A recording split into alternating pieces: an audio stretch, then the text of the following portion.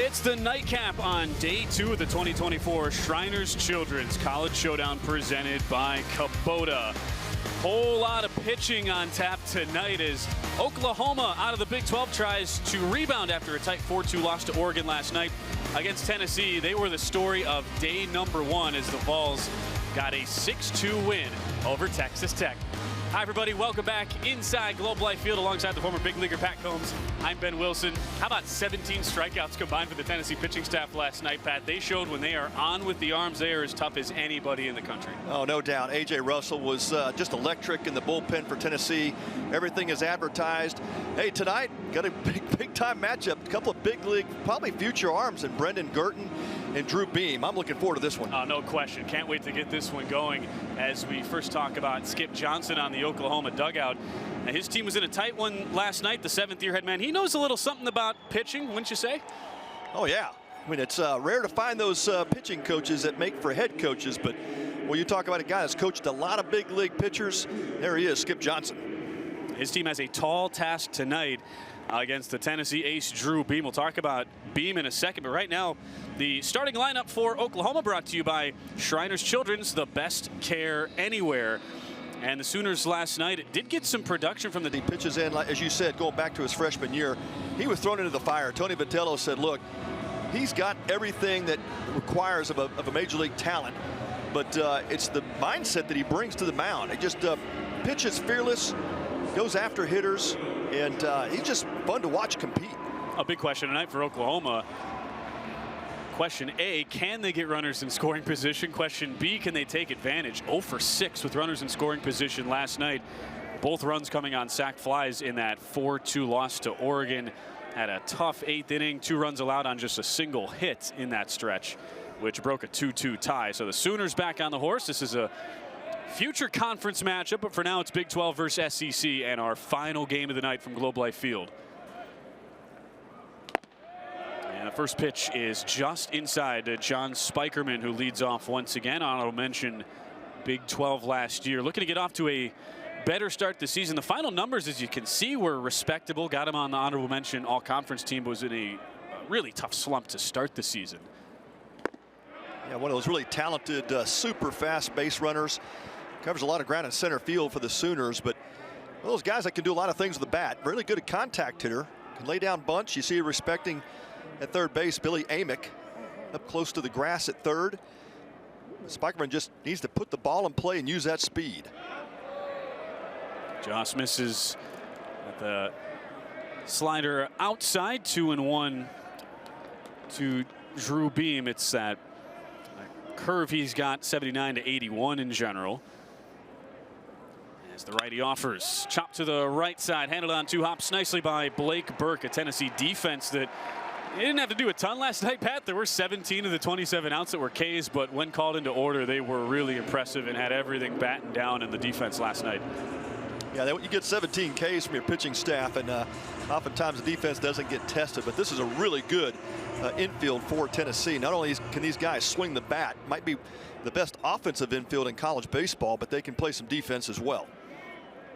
It's a big reason why that combination combined for the best team ERA in the SEC last year, fewest walks, second most strikeouts. A group that had just a 3.63 team ERA a season ago. And Beam following up, you mentioned in the open what A.J. Russell and A.J. Causey did last night. Russell started things out 10 Ks in 4 1/3, and then Causey came in through the final 4 2/3 out of the pen with 7 strikeouts. And what gets big league scouts really excited about Drew Beam is he just very repeatable mechanics. He looks very smooth. That's a smooth 93, 94 mile-an-hour fastball. He doesn't overthrow and just really spots, locates it well. He's added a cut fastball this year, a new pitch for him, but it's pretty good. You got a piece of it right there. He gets ahead in the count 1-2 to Bryce Madron. Oklahoma hoping this top of the order can at the very least see a lot of pitches, force a little bit of stress on Beam since you throw out Spikerman, Madron, couple of honorable mention, all Big 12 hitters from last year at the top of the order. Poke to the left side. Amick ranges to his right. Nice cross body throw to get Madron by a half step. a couple of groundouts to start Drew Beam's night. Man, that is not an easy defensive play. That was a beauty for Billy Amick. Had to go towards the third base bag and gets that ball in the second hop, but nice turn and throw across his body. Made that look easy. And no question for Billy Amick. The Tennessee team picked 9th in the D1 baseball preseason poll. They've looked all the part of a SEC powerhouse. They feel like they've got what it takes to get back to Omaha, where they made it a season ago. What a program that Tony Vitello has built here at Tennessee. Just to think, you know, it wasn't too long ago when these guys were nowhere to be seen in terms of regional play. But how about College World Series 2 of the past 3 years? And now what Vitello has done is made Omaha an expectation for the Volunteers. Great traveling fan base as well, as Easton Carmichael takes a fastball high and outside. These are part of this Shriners Children's College Showdown, raising money all week as well. We're up to over $126,000 raised, and they put up the leaderboard of the fan bases in Tennessee, #1 so far as total money raised. So I have to give a shout out to them for that. Vol Nation always travels so well from Knoxville, and looking for a better start too this season. There's some of the fans already. It's a better start than last year when they went out west and lost both games, or upset by Grand Canyon in the Desert Invitational.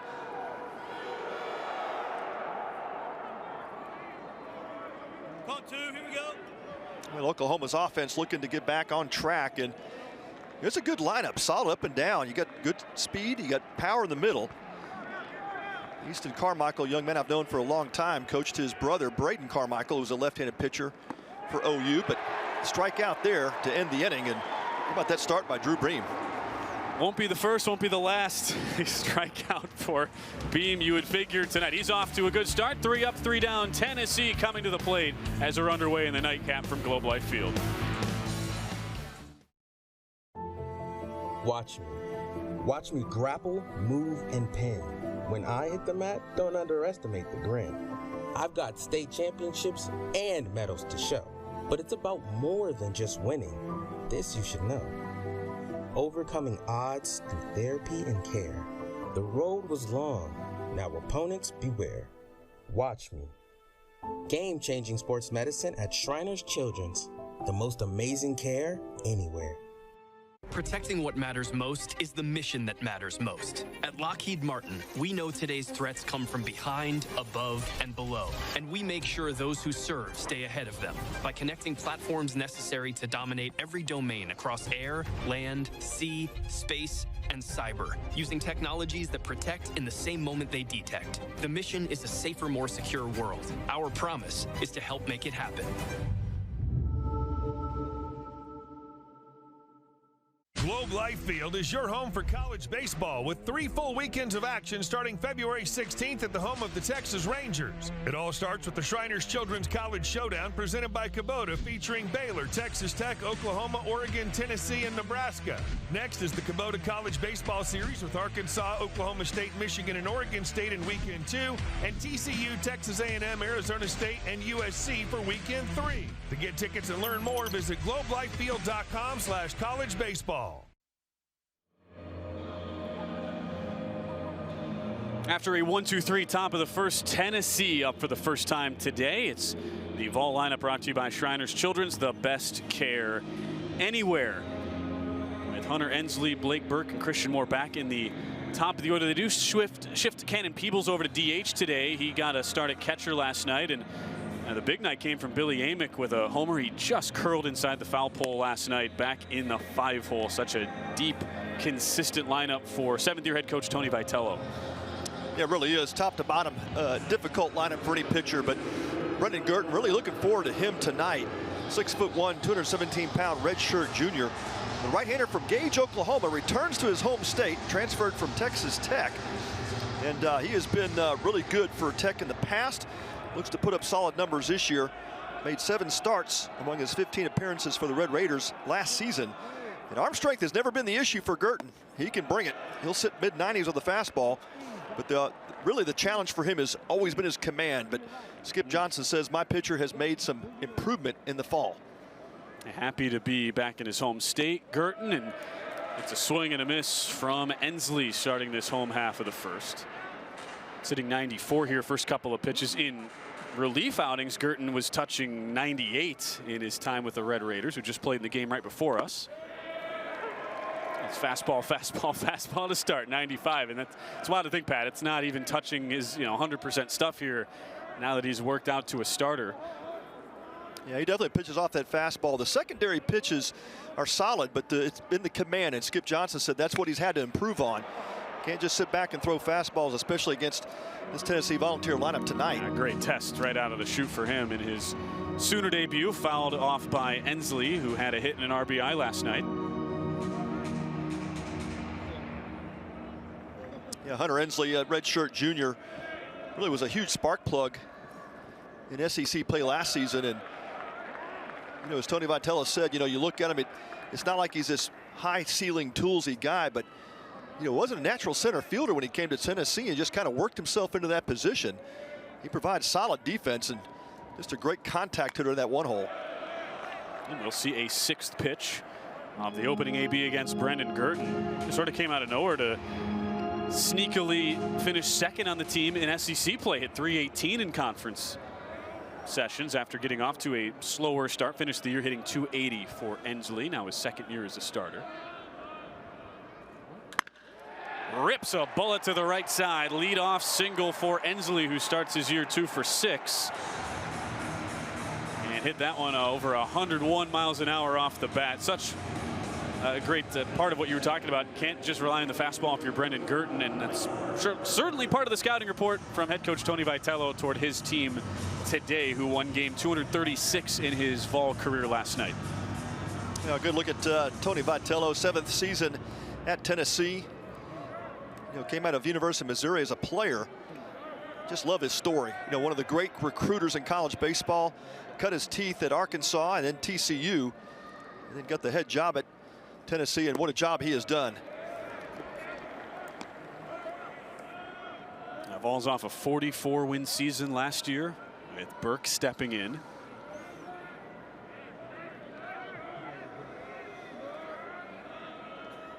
'22 SEC Coach of the Year, Tony Vitello watches Burke catch a piece there of that cut fastball coming down and in from Girton. Yeah, Blake Burke is just a strong hitter. Probably as good a power as anybody you'll see in college baseball. And slash .280 last year, .369 on base percentage, .527 slugging, 16 bombs last year. Just a tremendous season. Check swing by Burke did not offer on 0-2. Very few pieces to replace in the starting lineup for Tennessee. 6 of the 9 hitters are returning from last year, and they've got 5 top 50 SEC draft prospects in this upcoming draft. Yeah, they are deep, no doubt. Burke is one of them. Their cutter drops down and in. Former freshman All-American a couple years ago, who tied the freshman single-year home run records. That's when it really impresses you, when you can come in, dynamite SEC program, right away make a huge impact as a freshman. Yeah, it doesn't happen very often, and he's just continued to build, and just a great defensive first baseman. Foul tip and a strike 3. Can't catch up to the fastball as Girton has his first K. Well, just pure power from the electric arm of Brendan Girton. Fastball rides up and away, and Burke not able to catch up with it. Just blew it right by him. It does show, too, for him to be more effective with that fastball, as good of a primary pitch as it is, to be able to establish the off speed. All of a sudden, once you get the cutter working, now that 94-mile-an-hour fastball looks more like 96, 97. That's exactly right. You saw the difference right there. That's exactly right. Christian Moore off a nice opening night, 2 for 5 for the shortstop and 3-hole hitter. Second team preseason All SEC and a third team preseason All-American for the Brooklyn native. Yeah, just a versatile player. Spent last year at second base, slides over to shortstop this season, and he's one of those players that Tony Vitello said, I can stick him anywhere in the field. The guy can play outfield, infield, it doesn't matter. He's that athletic, and certainly great numbers from last season. You'd love to have the versatility of a Christian Moore. And a lot of buzz about Moore being a potential SEC Player of the Year candidate with the tools he has. Big wave and a miss there on a 2-0 count. And trying to continue the momentum from last postseason. He was so good, hit 4 homers in the Clemson Regional. And went 7 for 10 to start postseason play. Off to a 2 for 5 start this season. Watches a fastball just miss outside. Yeah, it used to be said of Christian Moore, he's got sneaky pop. Well, it's not so sneaky anymore. I would say when you hit 4 homers in a regional, yeah, books out. He hit 17 overall last year. Pretty good pickoff move by Girton, but Ensley's back. This is a Vol team. Didn't run a ton last year.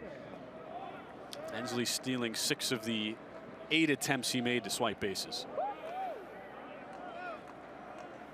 He's on the move here. It is a ball outside. And even though the fans for Oklahoma cheer as that throw is in time, no throw had to be made because it's ball 4. I was going to say, what a catch and release by Scott Mudler behind the dish. What a shame it didn't actually count. You're totally right. Didn't matter. Yeah, I think Ensley pulled up a little bit after he knew it was ball 4. Second base umpire Matt McKendry making the call, not realizing that ball 4 was issued to Christian Moore, and Moore almost walked into that one, didn't he? That's funny. Well, you're so right too on Mudler, and this is a big opportunity for Mudler. Oklahoma was super banged up in the fall, had both starting catcher options hurt, and so Mudler actually got a ton of run, and the coaches loved what they saw. Swing and a miss here by Cannon Peebles. Yeah, so certainly. Easton Carmichael now, they feel confident they can move Carmichael over to DH and give Mudler some spot starts behind the dish. Well, that is the beauty of Mudler rising up to that position, because Easton Carmichael caught a lot of games last year and gives Skip Johnson some additional options. You sure like to keep Carmichael's bat in the lineup as often as you can, but allows him to also rest his legs and not have to catch all 3 games in a Big 12 weekend. You're talking about a guy in Carmichael who had a stress reaction in his back, and you just naturally think catcher, crouching, yeah, not a great a lot combination of risk. there. Yeah. A lot of risk to that position. So a wonderful bright spot amidst a fall where OU had a lot of pieces on the shelf. And Mudler behind the dish makes his first start. The 0-2. Another one chopped foul off the leg of Peebles. Another guy who was the starting catcher last night for the Vols moves into a DH role tonight in that cleanup spot. 1 for 5 yesterday after tying for the team lead. 12 homers for NC State last year. And a first-team freshman All-American now comes over to the SEC in the Tennessee Vols. Yeah, just the luxury of having your 4th hole hitter as a switch hitter. And he's a legitimate switch hitter. Power from both sides. No doubt an impact bat, can run above average speed as well for a full 4-hole hitter and a 100%. catcher. He hit homers from both sides of the plate in a single game last year for NC State. Taps the 1-2 foul. And the thing you notice right away about Tennessee, just the approach at the plate. I mean, they make you work. Don't give any ABs away for free. And already Girton is about to make his 23rd pitch of the first inning. Yeah, what you love to see too from a high-powered offense is the ability to cut those swings down with 2 strikes. Tennessee will put the ball in play. Pulled foul off the bat of Peebles. That home run from both sides of the plate game we mentioned, it was a game in which he went 6 for 6 with 10 RBI. Not bad. That was really when people started to take note of his freshman campaign at NC State. We had a catch in the stand and a chug. We did have a catch in the stand and a chug. Fastball outside on 1 and 2. 56%. Okay, Vol fans, they're not going to let you down. Yeah, that's actually it was a Sooner fan sitting on the wrong side over there. Oh, that what? Okay, I just looked. I looked down the sea of orange, and we had the one. Okay. Sooner fan He's brave. in enemy territory. That was more impressive when you consider that, as the count runs full to 3 and 2. Having great crowds all weekend. OU especially I'm motivated tonight because they get, somebody has to take the short end of the straw. They have the tough turnaround tomorrow. They play the early game. Yeah. That's a tough ask if you go into that early game off short rest 0-2. Especially if this game goes long. 3-2 is down and inside. Peebles able to work his way back after falling behind 1-2, and it's now back-to-back walks for the ultra dangerous Billy Amick, who homered as part of a 2-for-4 debut in the orange and white last night. Yeah, Skip Johnson out of the dugout. I think just really to try to give Girton a blow and calm him down a bit.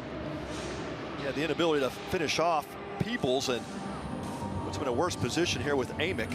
Nowhere to put him.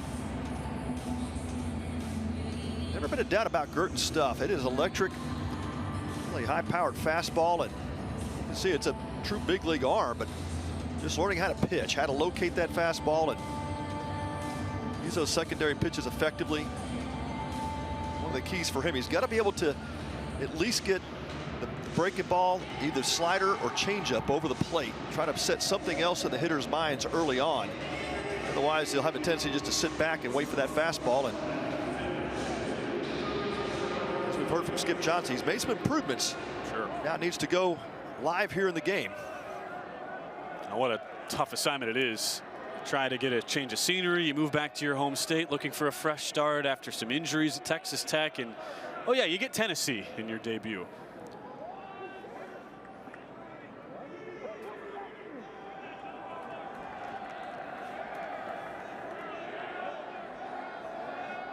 He digs in against Amick.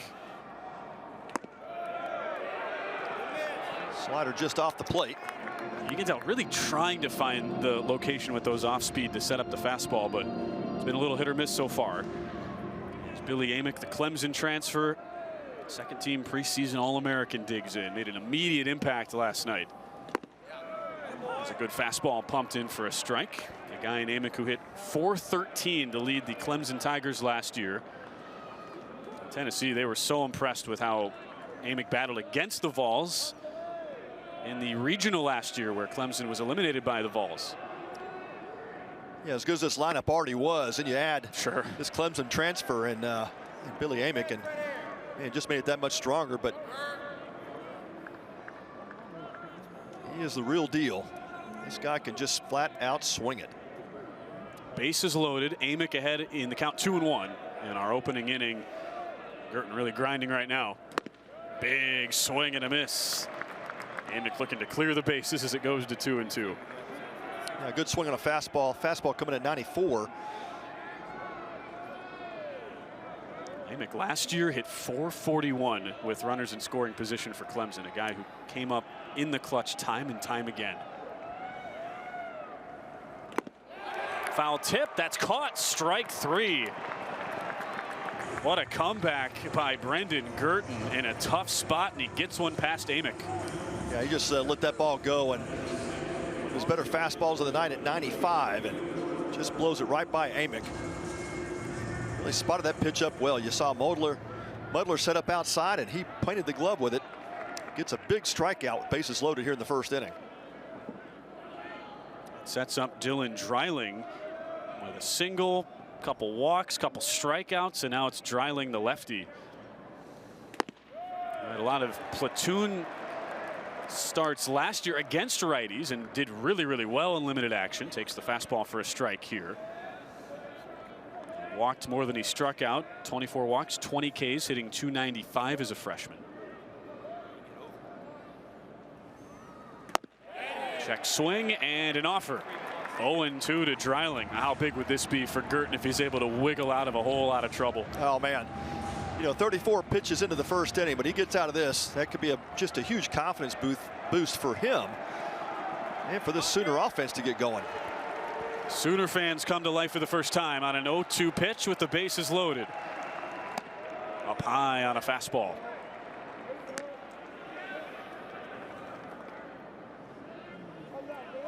Well, Dreiling, a really good two-strike hitter, has a great approach with 2 strikes, cuts his swing down. He'll spray the ball around the field as well. Dreiling went 1 for 4 yesterday, getting the start back in that 6-hole. Inside, back to that slider, and it's 2-2 Already over 35 pitches in the first inning for Girton.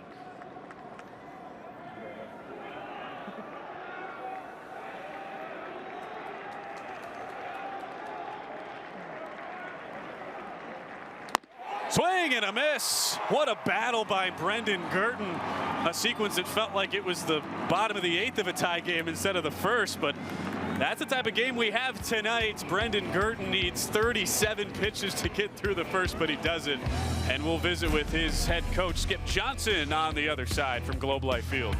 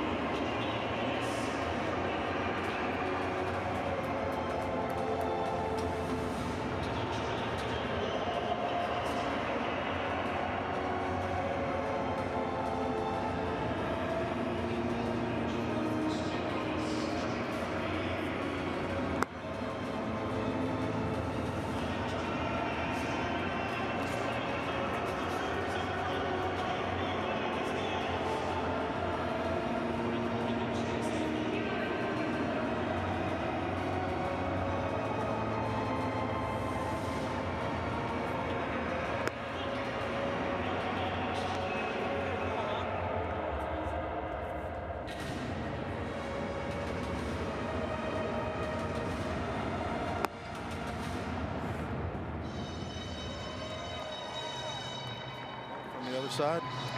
Back for the start of the second inning at Globe Life Field. Oklahoma and Tennessee deadlocked 0-0 as we are pleased to be joined now by the 7th-year head coach of the Oklahoma Sooners, Skip Johnson. And Skip, man, what a battle by your starter Brendan Girton last inning. Oh yeah, I mean the first game jitters, trying to settle down and try to get back to the target. It's all about throwing the ball to the target.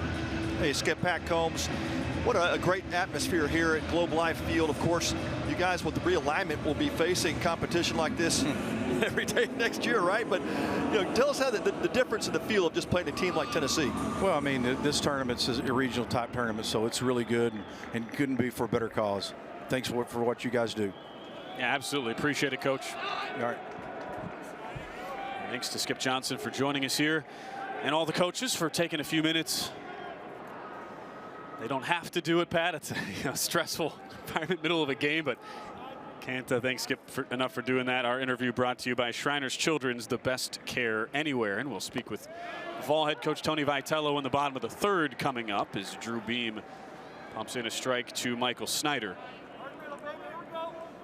Yeah, great to have Skip join us. Of course, you know, 7th year at Oklahoma and coming off a World Series finals appearance back in 22, and they had a little bit of a hiccup last season. And they did make it into a regional, but just not the typical kind of OU year. They finished middle of the pack in the Big 12 and bowed out in the first round of the regional.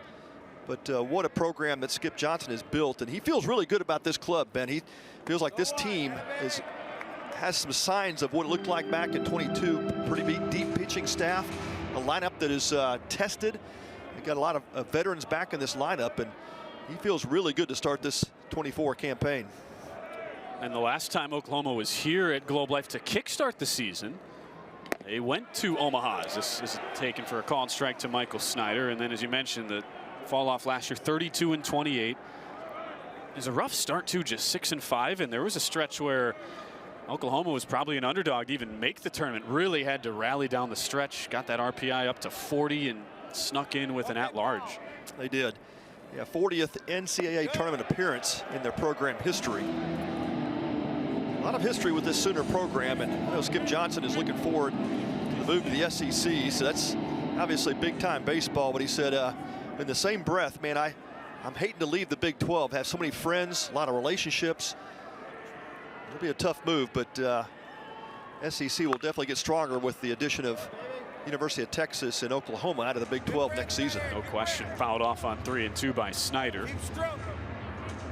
Not only did they make the College World Series the last time they opened the season here at Globe Life, they won the Big 12 tournament title at Globe Life, were runners-up in the College World Series, a team that is 9-4 all-time at Globe Life Field entering this tournament. With another 3-2 coming to Michael Snyder against the Tennessee ace Drew Beam.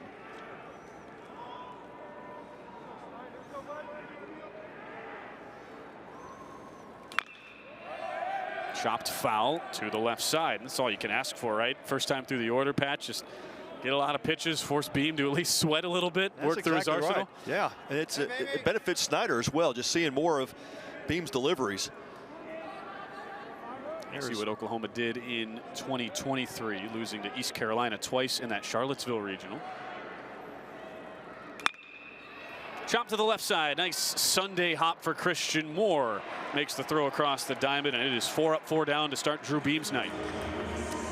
Yeah, that ball actually popped up on Moore. He made a great adjustment to it. Ball had a lot of top spin. See that second hop looked like it hit maybe the edge of the grass, the dirt. It just popped up, and Moore had to make the adjustment. But great job by the Volunteer shortstop. Nothing phases Christian Moore out there. Man, he is just so smooth. Smooth with the glove. I got the shades here on the top of the cap, and we've talked so much all weekend about how teams and the fielders in this big league park and atmosphere sort of tinkering, trying to figure out the best ways to handle what can be really tough balls to play, even though now we're fully at night tonight, with Rocco Garza Gongora taking a first pitch strike.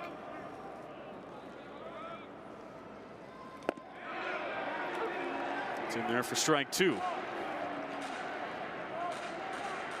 That's what you get from Drew Beam. The fastball inside ties up a hitter, then he comes right back with that backdoor breaking ball. Working fast and just misses outside. Does Beam.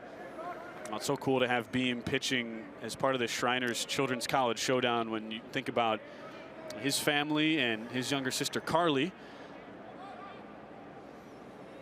As the 1-2 is hit foul. Carly has spinal muscular atrophy, and Drew wears on his glove, part of the stitching is purple to raise awareness for spinal muscular atrophy. And family from Murfreesboro in Tennessee, there's a really cool field there called the Miracle Field for kids with disabilities. As a fastball misses high, that the former Vandy pitcher and Murfreesboro native David Price actually donated $300,000 for back when Drew was just an early teenager back in 2017. Oh, man. What a so story. cool to see that come full circle. Yeah, tremendous story.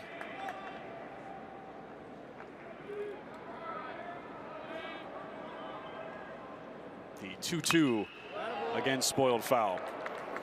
And wild to think, Drew at that point, obviously an up and coming youth prospect in junior high essentially, and he got David Price coming to town, and his sister got to meet David, who's such a huge name in the state of Tennessee and in the Murfreesboro community. And now you fast forward 6 years later, and here's Drew, ace for the Vols, and a projected first-round pick, just like David Price was. Yep, following in those footsteps. So the count runs to 3-2 on Garza Gongora.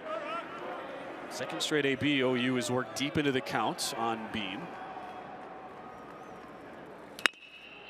Hit hard to the right side. Burke does well to go downfield the ball, and Beam is in time to cover the bag. A 4th ground out in 5 outs. Yeah, just some great athleticism at first base with Blake Burke having a backhand. He steps to his left and to his right. And a good flip to first base, right on the money.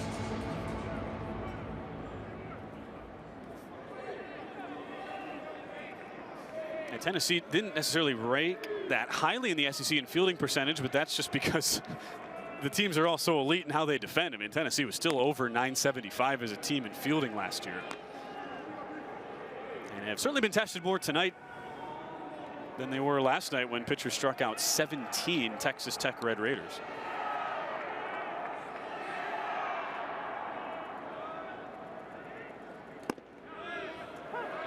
Ball catches the outside edge to Kendall Pettis as the redshirt senior digs in. No stranger to playing in the Shriners Classic. Back when it was in Houston, he hit his first career home run at Minute Maid Park as a freshman.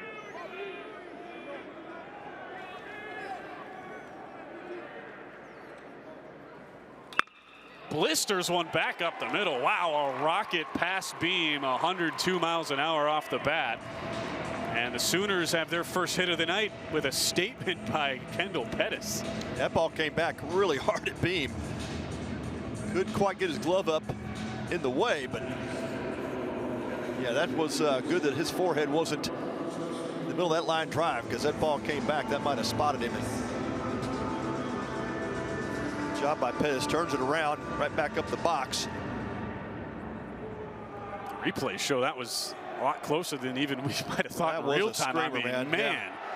That's when your heart rate goes up about a few hundred points.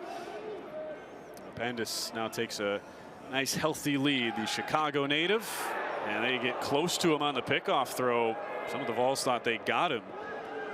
As Pettis was moved down in the order tonight, was hitting cleanup and did drive in a run on a sac fly. Yeah, this is a really close pickoff play here, and Burke thought he got him. I think Pettis got in just before the tag.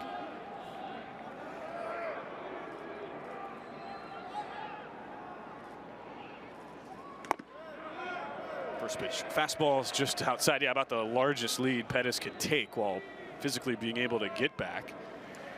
And now Scott Mudler. We talked about having a big fall behind the dish, filling in for multiple injured catchers. The Northwest Florida State JUCO transfer. Another good move, and they got him. Pettis caught leaning the wrong way. Beam gets his revenge. Tennessee led the SEC with 16 pickoffs last year, and they have another. Outstanding move by Drew Beam, and quick footwork. The catch, the tag, easy call at first base. Burke puts the tag on him. Pettis erased on the pickoff.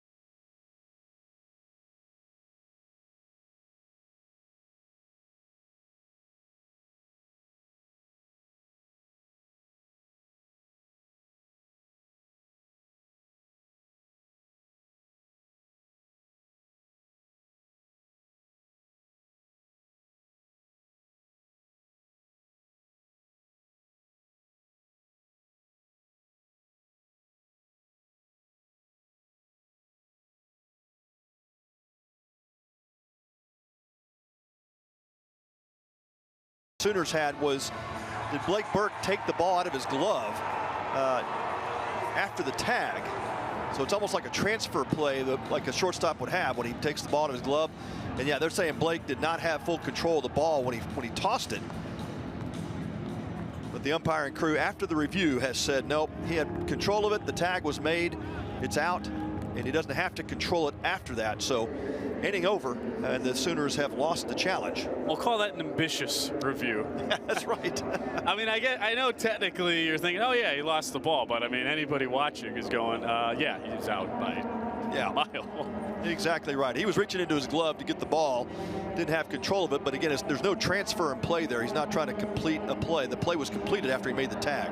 That does sting a little bit though if you're Oklahoma. You finally get a hit off Beam, and then he immediately gets picked off. As we take a look at what the Vols bring back from last year, 44 wins, tied for 4th in the SEC East this season ago. They were so good at home last year, 35-5. One of the best atmospheres in college baseball, making it back to the World Series, even though they had to do it the hard way. Had to go to Clemson, where they swept the regional, had to go to Southern Miss, where they dropped the first game of Supers, and had to rally to beat a really, really good USM team, and then ultimately went 1-2 in Omaha. Trying to get back for head coach Tony Vitello, who have made it now 6 times in their program history to the College World Series. Had not made it since '05 until Vitello got there and started the incredible turnaround in Knoxville.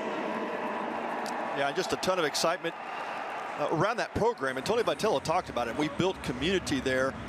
You know, you think about the back-to-back 50-win seasons, both in 21-22, and never been done in Tennessee baseball history. And certainly, I think it's safe to say Tony Vitello has put this Tennessee Vols baseball program on the map.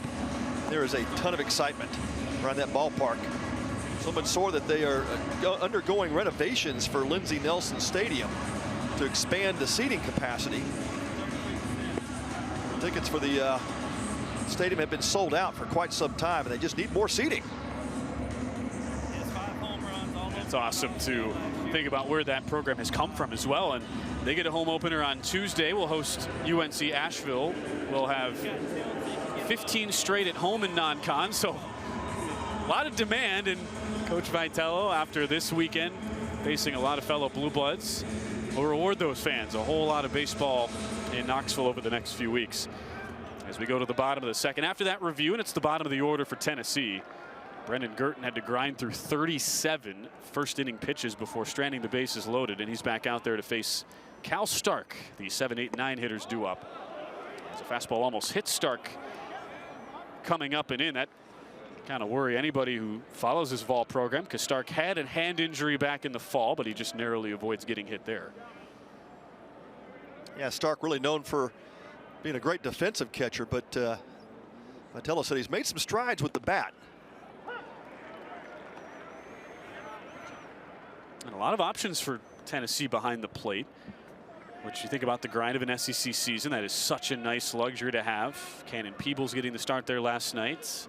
Tonight it's Stark.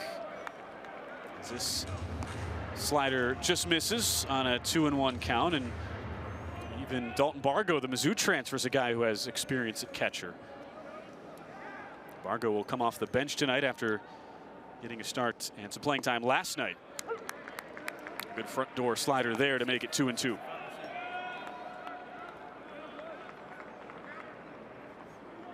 Well, I think if, you ask Skip Johnson, hey, what happened? What transpired there in the dugout between innings? I'm sure the conversation was something like, hey, He swung. well, was that a swing or a? I think it was, yeah. And they say there was no, I don't know if there was a foul on it. I think they might have just caught the piece. And unfortunately, we just told you about the Stark hand injury. Officials say, no, that did not catch a piece of his bat. It was a hit by pitch, but because he swung that strike 3, and a tough break to a kid who had a hand injury that sidelined him in fall ball. You just hate to see it on a pitch running up and in. Painful strikeout. Oh, man. Yeah, that hit him right on the fingers, maybe the back of the hand. And he's got the padding now on the back of the hand, but yeah, you're not sure if it caught that padding or not, but you can see he's in pain, and it's a tough way to go down. That'll leave a mark. Yeah, running up and in. You get back to the conversation, the dugout. You know, Skip is so good in terms of the mentality with his pitchers, and I'm sure he's telling Brendan Girton, hey, I know you're geared up. It's your first game in a Sooner uniform, and you're out there trying to impress, but we just got to get you settled back in and focused with the command. And he did a good job. As we talked about the strides he made in the fall, of really starting to command, especially the secondary pitches better. I'm sure that's what the conversation was like. Hey, slow the game down, breathe, and get back in that zone. Falls behind immediately. 3-0 now to Reese Chapman. It was almost wildly effective on that last debut to Stark, able to get the 3rd straight strikeout. So far, every single out recorded by Girton has been a K. But he's also walked 3. As Chapman, who was a defensive sub last night, his first plate appearance of 2024 results in a walk. And it's Bradley Laurie, who once again sits in the 9-hole after a walk and a run driven in last night for the Vols. Yeah, Chapman, not a guy you want to give a free base to his way. He's just a plus runner. Really covers a lot of ground in the outfield, but definitely a threat to steal. Chapman at first. Bradley Laurie takes a fastball just inside, a guy who won a JUCO World Series title at College of Central Florida. And transferring over now as a junior for the Vols. Digs in here with Chapman at first. And that's in there for a strike. Yeah, good slider, catches top of the zone. You know, Gurton not quick to the plate. He's about a 1.4, 1.5 to the plate. Puts a lot of pressure on Scott Mudler to get rid of the ball if there's a steal attempt. Chapman faked on the steal. Slider is swung on and missed, and it's 1-2. Gurton working so hard on the command after walking 31 in under 51 innings last year. Swing and a miss. The fastball is the go-to pitch, and he blows it by Laurie for his 5th strikeout. And it goes up with the fastball, and Laurie just chases out of the zone. It's often where Gurton will get the strikeouts. Those will accumulate with that fastball up in the zone. He likes to finish off hitters with that fastball up.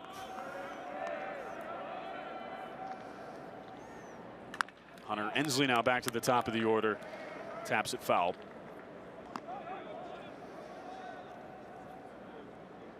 Gurton, despite the ups and downs, with that arm strength, Pat, and the life on the fastball, he's still viewed as a potential draft pick this year. Top 25 Big 12 prospect for this summer's draft. Well, no doubt the stuff is there. And he gives up a wrap shot to the left side as Ensley is able to tomahawk it past the shortstop Jackson Willits, and it's back-to-back base hits for Ensley in the first 2 innings with 2 aboard for Blake Burke. Yeah, just an impressive swing to get on top of that high fastball delivery from Gurton, and Ensley turns it around, but he said had that almost chopped type of swing to get on top of that pitch. Another big spot for Blake Burke, and now you go second time through the order here for Gurton. What adjustments will Tennessee make after they saw collectively a ton of pitches? This is now pitch 54 here. Coming to Burke. Off to a slow start, 0 for 6, 4 Ks to begin his junior season, and takes a called strike that just caught the outside edge on a slider. Yeah, slider backed up on him, and effective as an off-speed pitch. Burke sitting on the fastball there.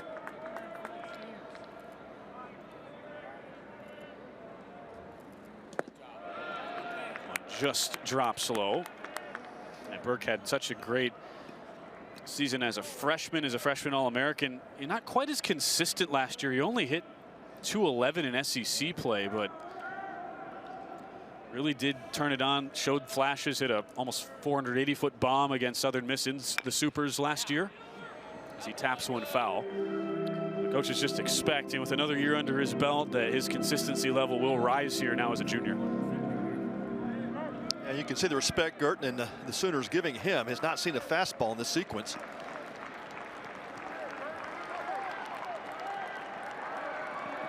And a lot of high stress pitches early for Brendan Gurton, but does have a 1-2 count against Blake Burke.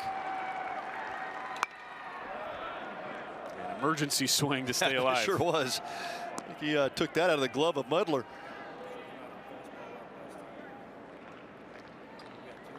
It was a well spotted fastball by Gurton. Looking for his 6th strikeout. Every out recorded so far by K.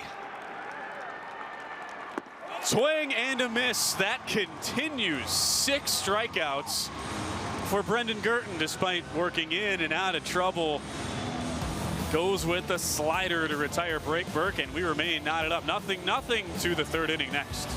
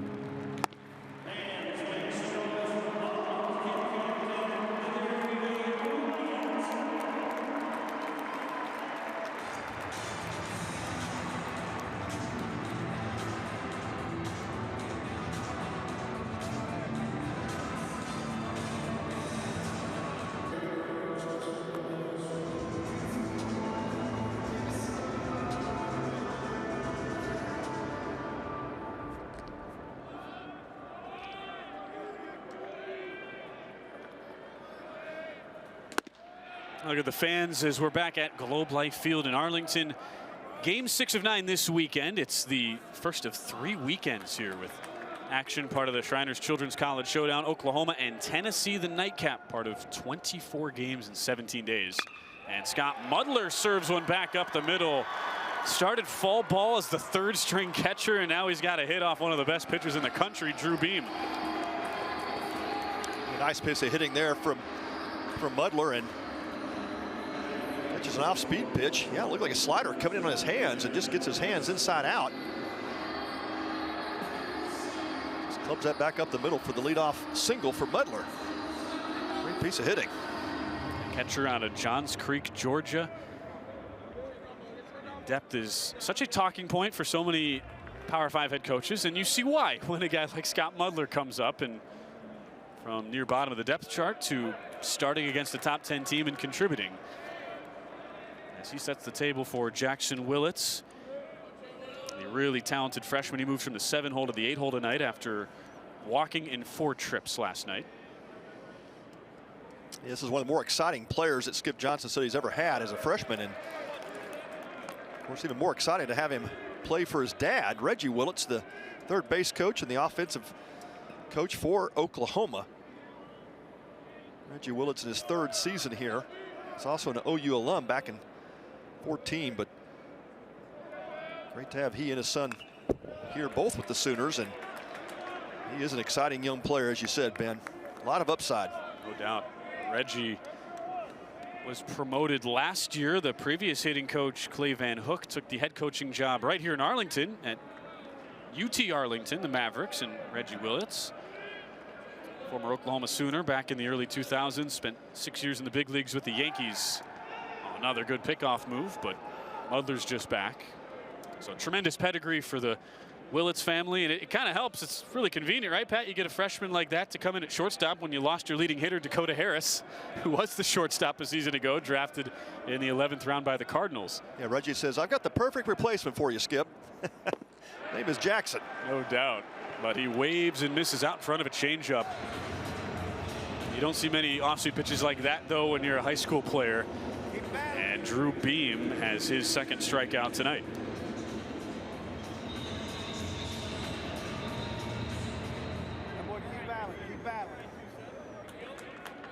Beam, not somebody at this point in his career who has pitched in over 160 innings who's going to get rattled by anything. First team freshman All-American his first year. Last year a 2nd team All-American in general.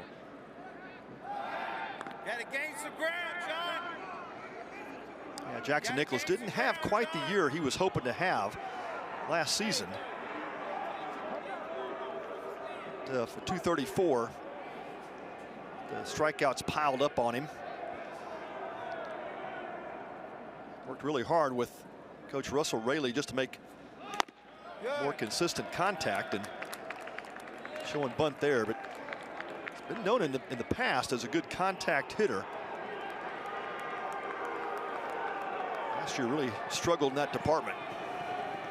It's Nicholas who is in the 9-hole. His first appearance tonight, 1 for 3 last night. Goes the other way, past the dive of Christian Moore, and a hard turn by Mudler. He goes first to 3rd. A good attempt by Moore, but a hot shot by Nicholas. Not trying to do too much, exactly what the coaches wanted to work with him on in the offseason, and Oklahoma's in business. Yeah, exactly right. Just took that pitch where it was thrown away and hits a bullet through the infield. Christian Moore made a valiant attempt at it, but couldn't quite stretched out. Piece of hitting there from Nicholas, and heads up base running by the Sooner catcher Scott Mudler. He motors over to 3rd base, puts a runner in scoring position for the Sooners with 1 out. Mudler helps sparking a rally, bottom of the order. How about 6 through 9 going 3 for 4 the first time through the order against Beam. Spiker made a big swing and a foul tip. Now, Tennessee's going to choose to play for double play depth here in middle infield. Spikerman, an awfully tough guy to double up. They'll have to hit a bullet somewhere. He can flat out bust it. Beam looks in at his catcher, Cal Stark. Another pickoff move. There was a little jawing, at least in that last AB. I don't know if some of the Oklahoma players and the fans right behind the dugout were getting into it as well with how aggressively Beam kept throwing over to first. Oh, cat and mouse going on there, as it's another foul tip, and Spikerman's down to the count 0-2. And a good arm side run on that fastball away from Spikerman. 93 mile an hour on the velo with great movement down and away.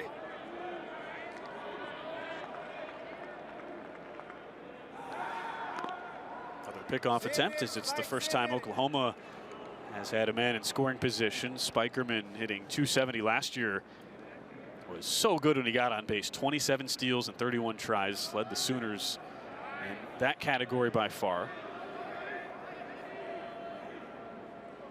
A chance with a runner in scoring position. Runner on the move, it's chopped in fair territory. They come home, it's a high throw, and just in time. Stark able to put the tag down on Mudler as Tennessee gets a Sooner gunned down at the plate. Wow, what a play by volunteer catcher Cal Stark. The throw from Burke takes him high away from the plate and away from the sliding Mudler. Look at that tag. Catch, get down and tag all in one motion. Incredible play by Stark. I thought in real time, Pat, there was no way with that. It was a bad throw, to be frank, by Burke. I mean, a good throw, and he's out by a mile. Hey, John. I thought there was no way Stark could get that tag down. That was tremendous. Unbelievable. Yeah, Burke, Blake, you're going to have to buy that guy dinner after the game. No doubt. So it goes down. It goes down as a fielder's choice. Not surprised that Skip Johnson would want them to review this.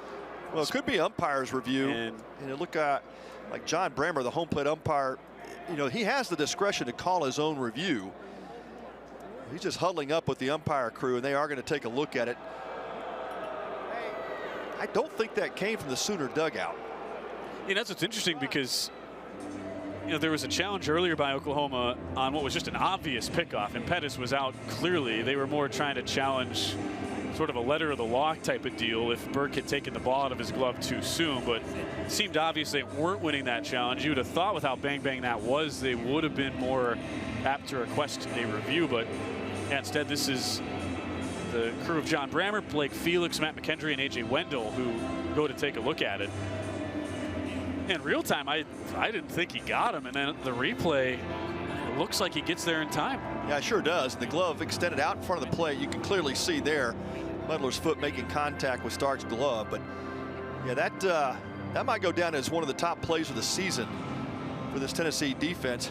We're only in the second game. I mean, there are going to be not many plays that are better than that over the course of a season. To make that catch and to turn and the layout to make that tag. Just an incredible play. How cool is it too for Cal Stark to come back home? He's a Knoxville kid.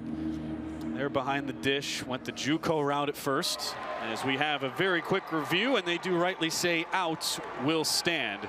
And Stark went the JUCO route, Weatherford in Texas, and got a chance to start at times last year. Did ultimately make 43 starts, but only hit 180. More of a defensive guy. And that is why he's in the lineup for his head coach, Tony Vitello. I don't think that was a base runner mistake by Mudler. I think you have to go there, force the defense to make a play. First pitch popped up now to Bryce Madron as that sneaks foul. A nice catch made down in about the 6th row there. Nicely done. I don't see a drink to chug, though. That's the only issue, but that's okay. You did the hard part. Yep. We'll be talking with Tony Vitello at the start of the bottom half of the next inning. Certainly want to get his thoughts on that Mudler play, as well as how he's thought Beam has looked so far in the early going. Well, Madron with some good pop at the plate. Led the Sooners with 12 home runs last season, and able to lay off that breaking ball from Beam. 0-2 to Madron. It has not been a straightforward inning for Beam after coasting through the first 2 frames.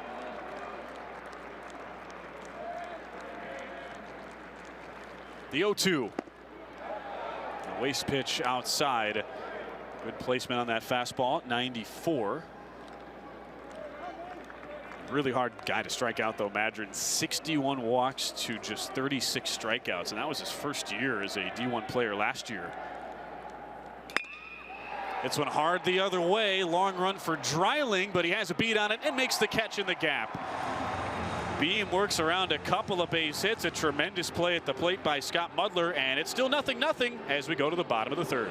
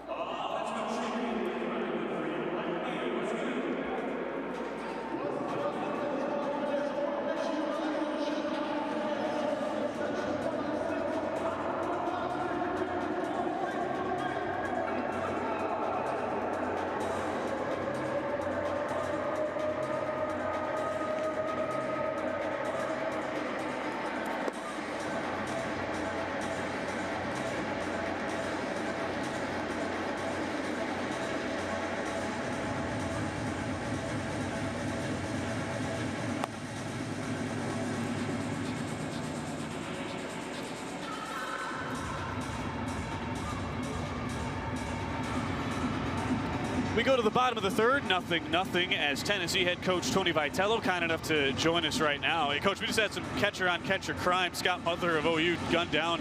What a play, man, by your Knoxville native there, Cal Stark. Yeah, that position you usually get, kind of like our third base coach. I was able to be around him when he was a player. Those guys work the hardest. They get the dirtiest, as long as there's dirt on the field these days. So, yeah, you can see those two guys both getting after it on offense and defense right there. Hey, Tony, Pat Combs here. I just got to think, does it ever get boring watching Drew Beam just carve up opposing hitters? No, because he turns you into a huge fan, which I know you're not supposed to be as a coach. You got to do your responsibilities and stuff like this. But he turns you into a fan just as a person and then also as a player. And it'll be weird to be in a Vols uniform and not have him in our dugout. But for now, we'll soak it up this year while we still got him. Yeah, no doubt. We'll see Cannon Peebles and Billy Amick, a couple of your transfers here this inning. What's impressed you the most about those guys' addition here to the club? Yeah, easy answer. Kind of the seamless transition of just, fitting in. And maybe that's the reason they said yes to our place. Or maybe that's the reason we were attracted to them, although they're both pretty talented. They had a lot of options. Yeah. Tony, you've built so much excitement with this program. You guys are expanding the stadium. The fans are just back in this volunteer baseball program. What do you attribute just everything that's been going on with this program last couple of years? Yeah, I mean, those things as far as the renovation and the attendance and then being able to play in these primetime games here and having a lot of orange is just the ingredients that we were handed when we were able to go to Knoxville. I mean, it's an unbelievable city that plays like a college town. The fan base is arguably the best in the country. At the very least, they're as high in numbers as anywhere in the country. So there's a lot of things there, including the administration helping us out. They're healthy ingredients, so all we need to do is just work hard. And no doubt. Coach, appreciate the time. Been a fun start to the season. Fun watching your club. Thank you, guys. Y'all take care. And we will. It's brought to you by Shriners Children's, the best care anywhere. As it's Christian Moore who leads off the bottom of the third. I haven't done a game in Knoxville in a few years, and I am missing some Calhouns. That's the go-to. Kind of craving. We're in Texas, so I'm naturally thinking barbecue, but the ribs at Calhoun's just. Yeah, there you go. Chef's kiss, Pat. Heard they are so classic. Good. Yeah. Well, I've got a friend. I've known him for a long time, Luke Hochaver, and Luke obviously pitched at Tennessee, and he's around the program a lot. In fact, he works with some of the team in certain ways, and he just says about Tony Vitello, the guy has such passion for the game, and it really does. It affects the community, and so you can see here on that swing and miss by Christian Moore that this has really become a huge turnaround. I mean, when you look at college baseball landscape and you go, hey, in the last 25 years, who's had the biggest turnaround in college baseball? And it's an easy answer. It's Tennessee. 100%. Moore starts the inning striking out. We can't bury the lead, though, that the big story right now is Brendan Girton. Every single out he's recorded has been a strikeout. 7 Ks. Yeah, that's big news. The tables have been turned. Of course, we saw 17 Ks out of the Tennessee pitching staff last night. A.J. Russell was incredible, 10 Ks in 4 1/3 inning. And Girton has turned the tables here against Tennessee. Now the only chink in the armor for Girton is the 3 walks. He has given up a couple of singles, but it's been the command at times that gotten him in trouble. But talk about the stuff, it's been electric. Yeah. It's the case right now, sort of the give and take. Gets a strikeout, now falls behind 3-0 to Peebles, who he walked to load the bases back in the first inning. That was with 1 out, and Girton was ultimately able to wriggle his way out of it. There was a certain pitcher many years ago that had a very similar start to his major league career. Now, he ended up being a Hall of Famer by the name of Nolan Ryan, but yeah. Flashes of Nolan Ryan, all strikeouts, a lot of walks. That's a comp. He's got the statues outside this building with a foul tip by Peebles, 3-2.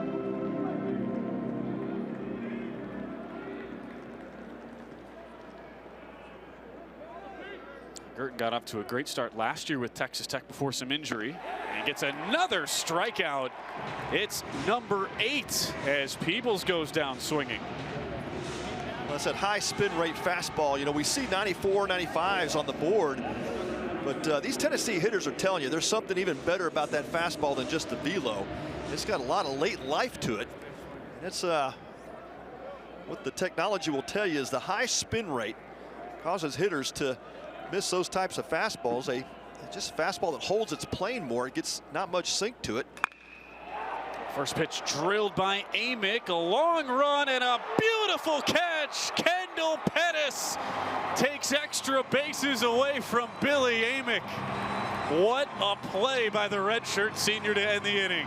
Boy, full out sprint, and he goes horizontal. And how about that finish to the inning? Brendan Girton, the first time he hasn't retired somebody by strikeout. How about that play by Pettis in left field?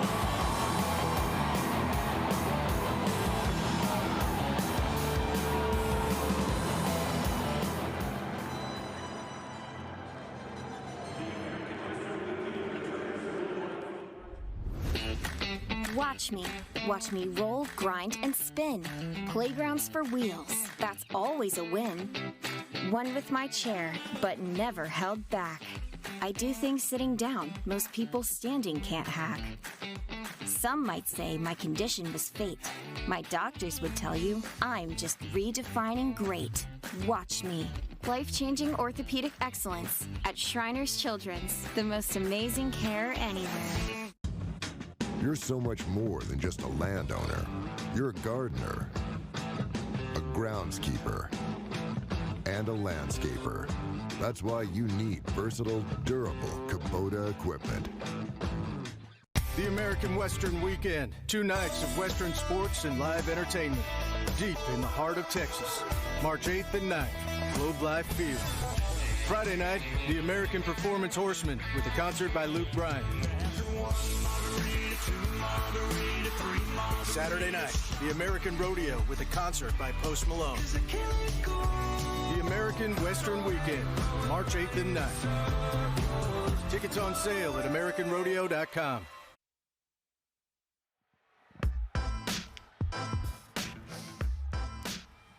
Now the Oklahoma dugout buzzing after that tremendous play in the field by Kendall Pettis. Full out stretch to rob Billy Amick of extra bases as we go to the 4th inning. And Pendus due up 4th this inning as Easton Carmichael fouls it off, and here's another look. Arguably, Pat, best play we've seen all week. Oh, no doubt. I mean, just a full out sprint, horizontal is Pettis, and a backhanded play to boot. What's even more impressive though, Ben, you think about, how easy it is for outfielders, infielders to get back on their heels when your pitcher has 7 or 8 straight strikeouts. And now it's Carmichael who drives one just inside the third base bag. It's extra bases for Carmichael, and for the 2nd straight inning, Drew Beam will have to work around a leadoff base hit. Well, that play by Pettis, it really it could be a spark plug for momentum carrying into the dugout. Carmichael now hits the double off Beam, and now for the 2nd time in 2 innings, Beam has a runner in scoring position. Backhander by Amick, not able to get there, and that ball goes right over the third base bag and down the left field line. Easy double for Carmichael. You pointed out earlier, on this hard pack infielder. You tend to see slightly higher hops than you might be accustomed to seeing just early in the season. We got the closed roof, the way it's set up here at Globe Life. And so that one just going over the top of Amick's glove. Would have been a really tough play regardless. Yeah, no doubt. No doubt. I think even if he makes the play deep behind the bag, it'd been tough to throw Carmichael out. And Carmichael, a catcher by trade, but runs pretty well.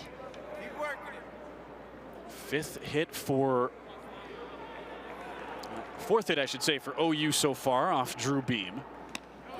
This is outside on a 1-0 fastball to Michael Snyder, moving up into the cleanup spot tonight after hitting 6th last night.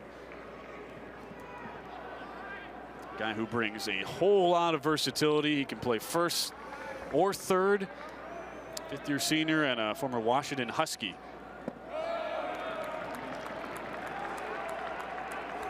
That was a 1-1 pitch that just misses outside. So we're 2-1 here, starting the top of the 4th. Tennessee left the bases loaded in the 1st inning. OU had a runner gunned down at home plate in the last inning. So both teams have had chances. Drilled to left. It's falling fast, and another diving catch. Tennessee makes the response as Dylan Dreiling takes one away from Snyder. Wow. Are we throwing some leather tonight or what? Man. 2 great catches in a row. How about this one by Dreiling? This saves extra base hits. That ball gets down. That's going to get over his glove and into the gap, and that would have easily been a run for the Sooners.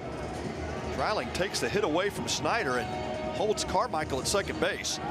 Had a lot of topspin on it too, falling fast, but Dreiling comes in, makes the play. And Carmichael goes back to second with a big swing and a miss over the top of a changeup for Garza Gongora. Wow, these teams just don't want to give an inch on defense.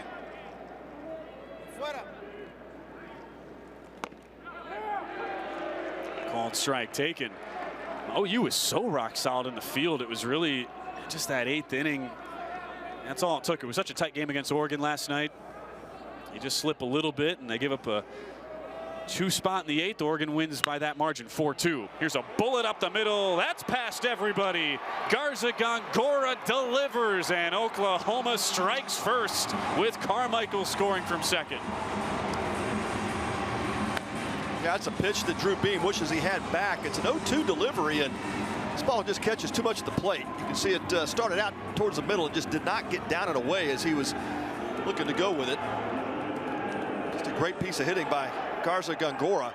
Stays behind it, goes right back up the middle. And that's what you love to see with the 2-strike approach. Just keep the ball to the middle of the field. And Carmichael scores the first run of the game. He's on the move. Kendall Pennis with a hit and run, flies it to right. Caught out there by Chapman, and Garza Gongora has to scamper back to first.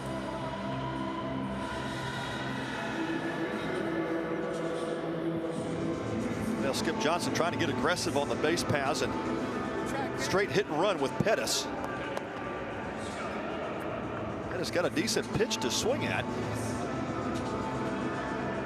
Just couldn't make solid contact, and Chapman records the second out for the Vols. You can see why teams are so aggressive against Drew Beam. You know, you only get a few opportunities a game to take advantage as he throws over behind Garza Gongora.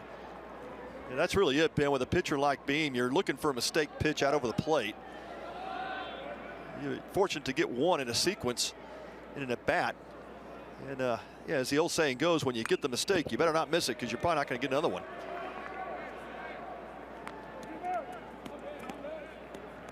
After the foul back by Mudler. Remember, it was Mudler who started the rally in the 3rd, even though he was the one thrown out at home.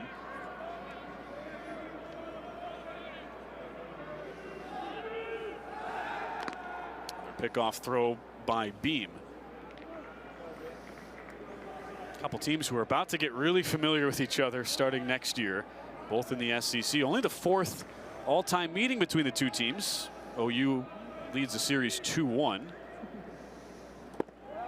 Wave and a miss on a changeup. Delayed steal. A perfect throw, but it's just missed on the tag apparently by Moore. He was in time, but somehow Garza Gongora apparently got below the tag. And Tony Vitello immediately out of the dugout asking the umpires to take a look. Yeah, Christian Moore thinks he got him on the tag, and what a play by Stark. Off his knees, makes a strong throw. A little bit up the line towards first base. And second base umpire Matt McKendry says, no, I think Garza Gongora's hand got in there before the tag. Christian Moore definitely thinks that tag arrived in time. It's hard not to agree with Moore after you see the replay. And the throw from the knees by Stark, who's already made one beautiful play defensively on a snap tag at home. Yeah, how about this defense, though? A couple of great diving plays in the outfield, back-to-back innings. Stark makes the diving play and the tag on Mudler at home plate. Back in the third inning. Now a throw from his knees, and this play is overturned. That'll be second incredible defensive play by Cal Stark behind the dish. Yeah, I'm going without. I'll say you get the tag. Yeah, I'm going to go with you on that like one. it. Yeah. I got you to agree with me, and if I'm wrong, you can blame me. So hey, yeah, both of us will be wrong on win-win this situation for you, Pat. Yeah, sure looks like the tag. I mean, that tag's there. Got him right there on the left leg. Yep, well before the hand is on the bag. I think this is going to get overturned. Yeah, there's some daylight with that hand between the bag, and there's the tag. Oklahoma in general, such a dangerous team on the pads. They were third in the Big 12 in both steals and attempts last year. They love the speed they have as a team. Led the Big 12 with 20 triples last year. It was not a surprise to see them really try to put pressure on Drew Beam that way by getting on the base paths. But you got to tip your cap to the way Cal Stark has handled his business behind the plate tonight. No doubt. No doubt. He has saved at least one run. And, you know, tip of the hat to your shortstop, Christian Moore. Full sprint, catch, and a tag, and that is indeed an out. What a play by the Volunteers. Call overturned, and Garza Gongora is nabbed as we end the top of the fourth. Oklahoma, though, does get a run on a big RBI single by Garza Gongora. 1-0 Oklahoma. The former big league pitcher Joe Nathan set to stop by our set when we come back. You're so much more than just a landowner. You're a gardener, a groundskeeper, and a landscaper. That's why you need versatile, durable Kubota equipment. 3 bands, 1 stadium. Def Leppard, Journey, the Steve Miller Band. Together. 3 Rock and Roll Hall of Fame icons. Their biggest hits. August 12th, Globe Life Field.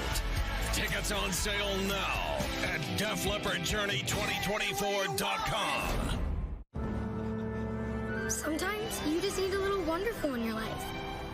So why not go to a place made for it? Arlington, Texas. It's a city made for fun and excitement and all the things you love to do. And even some things you didn't know you loved until you came here and found them. Come see for yourself why Arlington is a world of wonderful.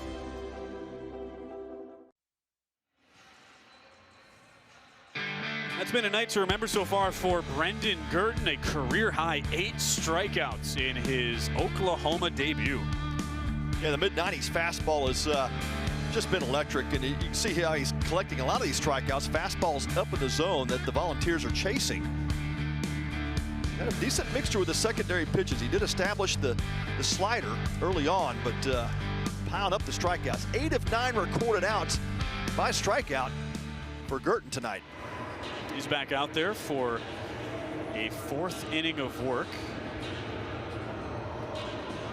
Really impressive so far. We will visit Joe Nathan a little bit later on in the weekend. He's not with us right now, but we have some great guests here still to come. It's been a great part of this Shriners Children's College Showdown weekend, and we'll have Dustin Johnson, the National Director of Sports for Shriners, join us in a little bit as well. Just a fantastic weekend where every game's been tight. Pat, I mean, your biggest margin of victory is 4 so far, and this has all the makings of another tight game down the stretch. 1-0 at the bottom of the 4th. Great baseball, and it's everything we expected. You know, you kind of circle the date on your calendar. You go, man, we've got this Big 12, but, you know, matching up against some great teams like Oregon and Tennessee, and boy, it's just been a lot of fun. You know, really good college baseball, and the fan support has been great. Both sides tonight. The bottom part of Globe Life Field filled up. You got red on the left and Tennessee orange on the right. And it's Dylan Dreiling and the Vols down 1-0. A whole lot of opportunities for Tennessee early in this game to strike, but have not been able to get the big hit against Gert.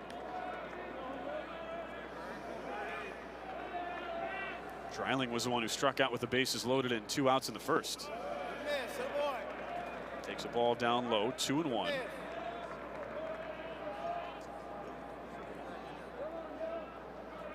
Tony Vitello projects Dreiling as a future center fielder for the Vols. And absolutely mashes one to right center. You can forget about it. Home run for Dreiling as the Vols strike back.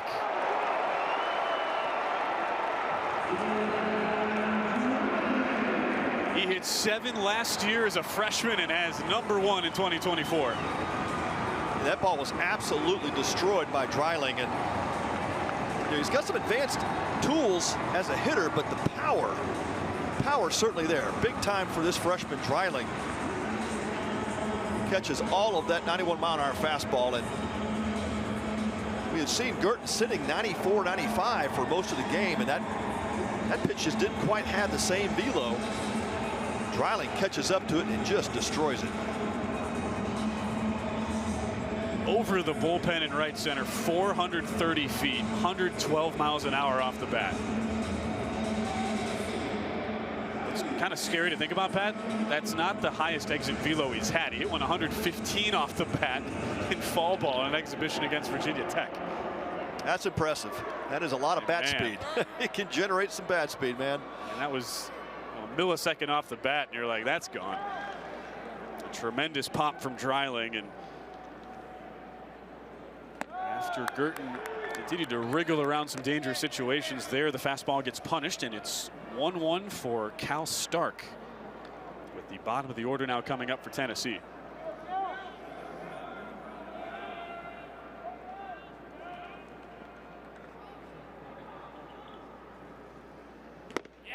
Big wave and a miss on a fastball, 1-1. As much as he's been more of a light hitting catcher, certainly deserves some positive results at the plate the way he's played in the field so far, if you're just being objective about it, the plays he's made. It's a fastball just low, and it's 2-1. That pitch didn't miss by much. Stark, one of the 8 punch outs Girton has had so far. His first 8 outs coming that way before Kendall Pettis made a great play in left last inning. This one smoked to right field, but it's right at Bryce Madron, who barely had to move, makes the catch. Hit 103 miles an hour off the bat. A couple of loud balls. This one, though, an out for Stark, and it's the first out in the 4th. Yeah, we're starting to see the Volunteers catch up to that fastball by Girton. Fastball's lost just a tick on the velo. The ball's hard hit in this inning. And going back to those secondary pitches, this is when you feel like if you're starting to lose a little bit of that fastball, how important are those secondary pitches?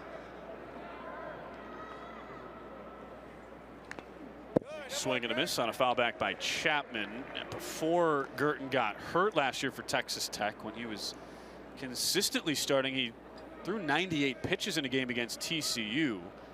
But down the home half of the season, fell out of the rotation, was banged up a little bit. And right now he sits with his 80th pitch right here, fouled off to get an 0-2 count. So it wouldn't be a shock, Pat, if he can get through this 4th inning. That would be the second time through the order. And Skip Johnson coming into the weekend, we figured most guys wouldn't see more than about those 2 times through the order, especially against a team like Tennessee. The 0-2's fouled off. Yeah, and I think the pitch count that Skip is comfortable with this first outing was somewhere between 80-85 pitches. He said most of his starters have kind of worked up to that pitch count. Certainly if Girton can get through the next 2 volunteer hitters, that will take him somewhere into that range. OU does have some action up in the pen. Good look at Brendan Girton. We've seen a few different pitchers this weekend have career highs in strikeouts. Chopper to the right side. High hop for Nicholas, who makes the play. Second out of the inning. You know, Girton, the transfer from Texas Tech, and I just had to ask Skip on the call. I said, Skip, you know, how'd that go with, you know, transferring from, I know your best buddy in baseball, Tim Tadlock, and he laughed. He said, hey man, we would never let anything like that get in the way of our relationship. But he said this was more of a chance for Girton to get back closer to his family. His dad was an athlete at OU, and so there are some OU roots there. But certainly, you know, not one of those times in the transfer portal where you have, you know, some coaches will do. They'll put the word out like, hey, if you're looking to move, come on over and see us. I'm sure that did not happen with Girton. Not contentious whatsoever, even though it was a couple of Big 12 teams. Now both of these teams here in Arlington. We just had Texas Tech get their first win of the season right before the nightcap. As Girton finds a strike on a slider. And what could potentially be his final batter. This is his 85th pitch, and it just misses inside on a fastball, 2-1. With Brad Keylori at the plate, the 9-hole hitter for Tennessee, as we play in a 1-1 game, bottom of the 4th.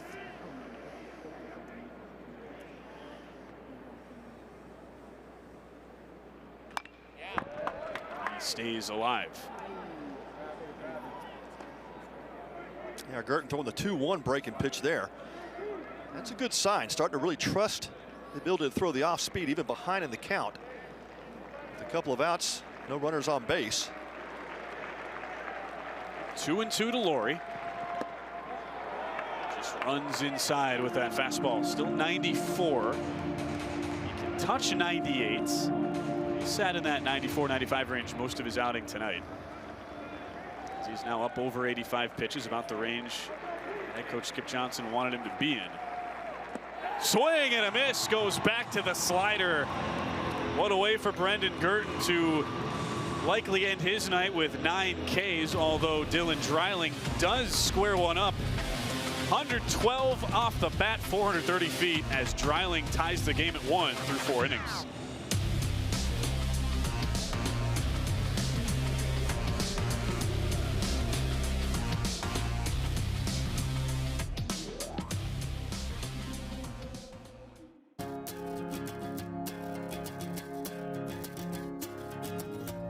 Today I get to introduce my grandson Wyatt to the Oklahoma Sooner baseball team. Good to see you, bud. Good to see you too. Thanks for coming. You're welcome. Wyatt was a patient at Shriners Children's St. Louis. When I was born, I had an extra finger on both hands, extra thumb right there and an extra thumb right there. And when I was about 6 months old, I got them surgically removed by Shriners. So he's had 4 surgeries, 15 visits so far, and we will continue annual visits until he's 18.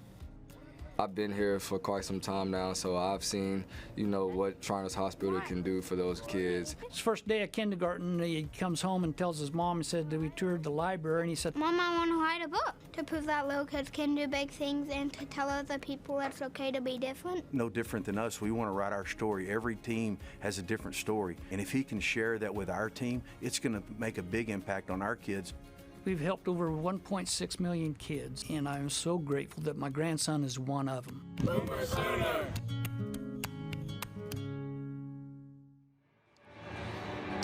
Having a lot of fun back here at Globe Life Field in Arlington. Dustin Johnson hanging out with us right now. He's the director of sports for Shriners Children's. I mean, what an event this has been. We've had such good baseball, and here we go. Welcome to the booth, man. Absolutely. Thank you for having me. Entertainment, the Texas Rangers, a portion of all ticket sales goes back directly to Shriners Children's. It's wonderful to see Dustin Johnson, National Director of Sports with Shriners Children's, joining us right now on the broadcast. How did you get involved here with Shriners? I don't know if we have enough time in this half inning to give you the full version of that story, but I've been with Shriners Children's for just over 10 years now.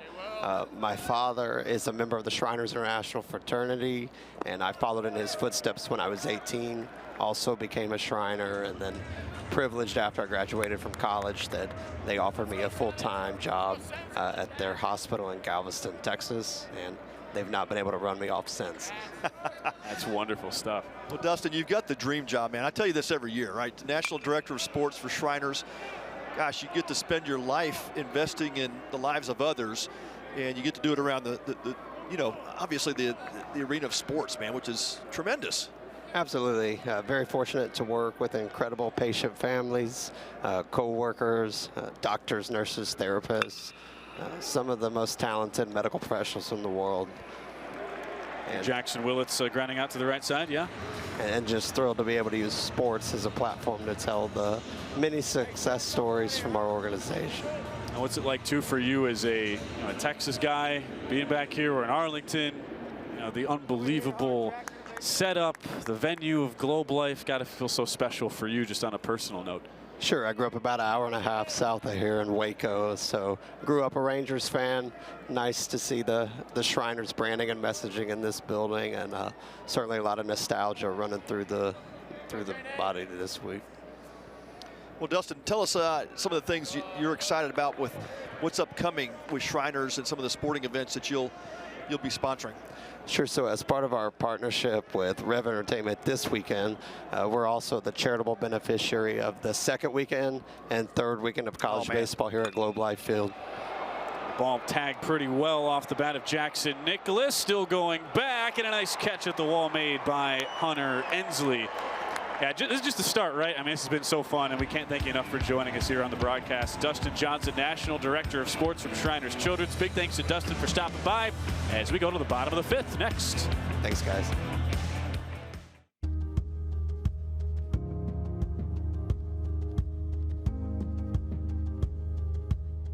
Today we're here at the University of Tennessee. Go Vols, I'll tell you, we brought Kaysen with us down here from Dayton, Ohio, the patient ambassador, and he's here to spend time with the team getting ready for the college showdown. I found out he was going to be born with cleft lip and cleft palate at 18 weeks. We went in for an ultrasound. Kaysen was born, and we decided at this point we would be using Shriners out of Ohio. That's the amazing part of Shriners, is knowing that if you don't have the ability to pay, you're covered. The best of the best. So that's where we went, made a visit there, and we fell in love ever since. So his first surgery was 3 months old, and that was to repair his cleft lip. His next surgery, he was a year old, and that was cleft palate. At 4 years old, he had what they call Z-plasty. He's part of us, and that's actually what I told him. I said, you're part of our team now. We're all beyond happy that he's going to be down there with us. I'm excited to be a part of the Shriners team, and I'm excited to be a part of the Vols team. Go Vols!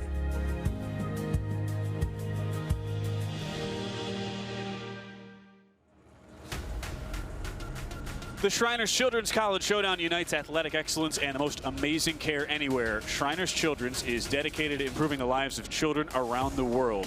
All care is provided regardless of a family's ability to pay. To learn more, visit shrinerschildrens.org today. And a huge thanks again to our guest, Dustin Johnson, National Director of Sports for Shriners Children's. Has done so much for that organization over the past decade. Plus now, Pat, just wonderful to have him here in the booth.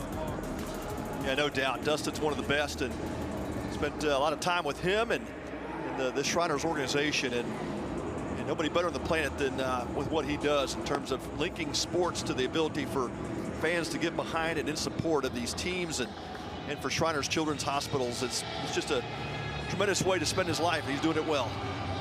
So big thanks to Dustin. We're halfway home now from Globe Life Field, final game of the night, and a new pitcher into the fray. Brendan Girton's night is done, and he gives way to one of the Witherspoon twins. It's Kaysen Witherspoon. His twin brother Malachi made his debut last night, took a hard luck loss for the Sooners out of the pen, and it's Kaysen. Both kids from Jacksonville, and the twins each playing JUCO ball at Northwest Florida State. Such an exciting moment now for Kaysen Witherspoon, who comes out of the pen. Oh man, how about that? On the heels of your brother making his debut, here goes Kaysen Witherspoon, and he's got one of those great arms as well out of the pen for the Sooners. He'll sit 94, 96 with the fastball. He'll also feature a mid-80s slider and a changeup. Really good stuff for Kyson. Good to see him toe it up right behind what his brother did last night for Oklahoma. You see right away a unique delivery from Kyson Witherspoon. Big arm, 96 on that first pitch as he gets the top of the ball order to start this 5th inning. Ensley, Burke, and Moore.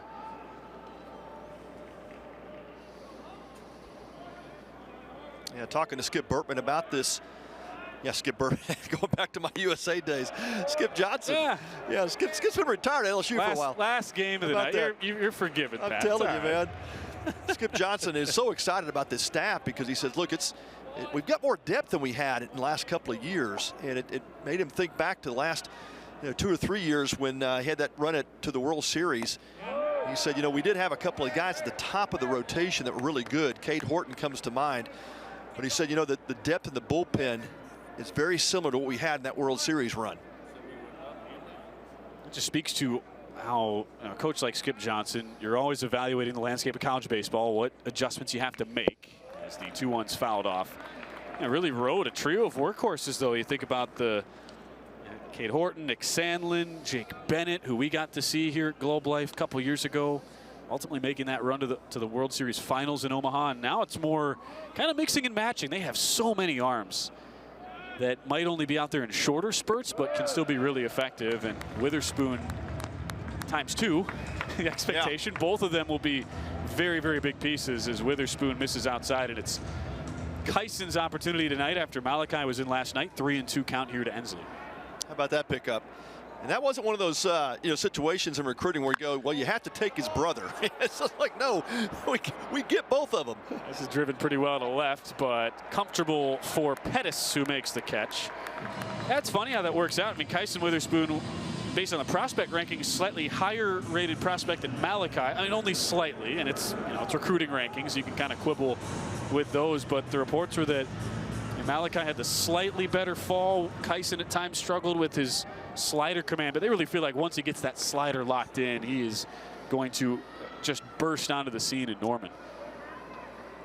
A couple of great arms in the Witherspoon brothers, and this ball's tagged right off the bat of Blake Burke, but didn't quite catch it. Madron comes in and makes the play. Just a little bit down on the barrel there for Burke, and it's a couple of fly ball outs here for Witherspoon, and that was the slider that is the much talked about pitch for Witherspoon that could really be the key to his success going forward. Yeah, just slowed Burke's bat down just enough. Hit that ball on the barrel, but just slowed his bat down enough and kept it in the ballpark. Easy play for Madron out and right. 2 up, 2 down for Witherspoon. Final line, by the way, on Brendan Girton, 4 innings. A single run given up on a solo homer to Dreiling last inning with 3 hits, 3 walks, and a career-high 9 strikeouts. And just under 90 pitches for Brendan Girton, an awfully impressive debut in Oklahoma colors after a couple frustrating injury-riddled seasons at Texas Tech. Here's a bullet hit to the left side. Moore will get it scooting past Pettis all the way to the wall. It's a double, and Pettis had some trouble with it in the corner. Chance to dig for 3, and Moore is in.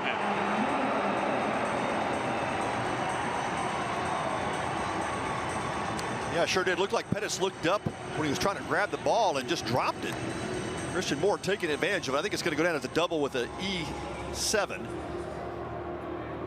It looked like Pettis had it corralled pretty well, but then he picked his head up as he was trying to pick it up and bobbled it a couple of times. And yeah, can't do that with the speed of Christian Moore. Turns a double into a triple.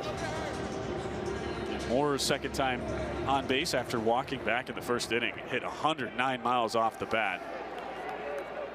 It's tagged down the line, and because of the all-field power for Moore, they don't really shade him in the outfield to pull, and so it was a long way anyway for Pettis to go. Really reduced the margin of error he had. As his first pitch on the slider misses inside to Peebles, so it is ruled, as you thought, Pat, correctly so, double and E7. Second error this year on the Oklahoma defense. Peebles, little dribbler to the right side. It's fielded nicely by Kyson Witherspoon, fields underhand to Garza Gongora, and he gets out of it as we go to the 6th.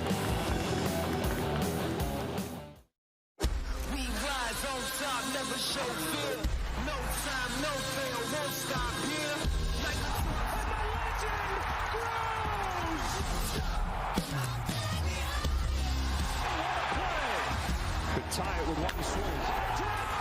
It's tied! It's happened! The Texas Rangers win the World Series! Ranger fans, you're not dreaming! Watch me.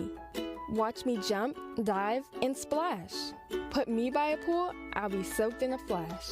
A girl in the water to swim like a fish. Just 2 simple legs. That was my wish. I'm a sea turtle, shark, a seal on a slide. This is my day of fun, with nothing to hide. Watch me. Pioneers in orthotic and prosthetic technology at Shriners Children's. The most amazing care anywhere. Protecting what matters most is the mission that matters most. At Lockheed Martin, we know today's threats come from behind, above, and below, and we make sure those who serve stay ahead of them by connecting platforms necessary to dominate every domain across air, land, sea, space, and cyber, using technologies that protect in the same moment they detect. The mission is a safer, more secure world. Our promise is to help make it happen.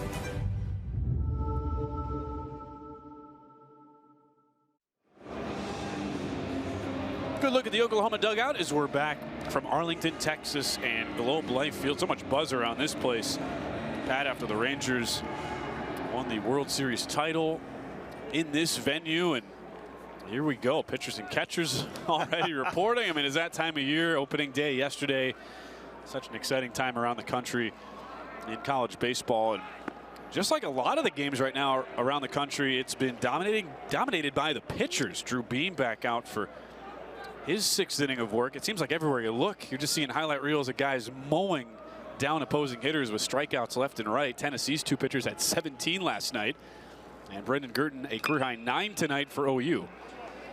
Yeah, I think most coaches will tell you, early season, it does kind of have that feel of spring training. The pitchers are a little bit ahead of the hitters at the moment.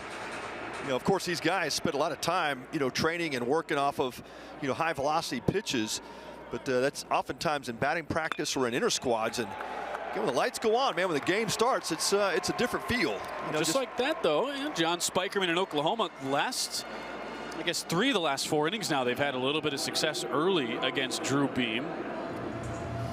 3rd, 4th, and now 6 innings where they've had a leadoff hitter aboard. And that's the 2nd time, though, we've seen an 0-2 pitch catching a little bit too much of the plate from Beam. 71 pitches is the ratio. That's outstanding.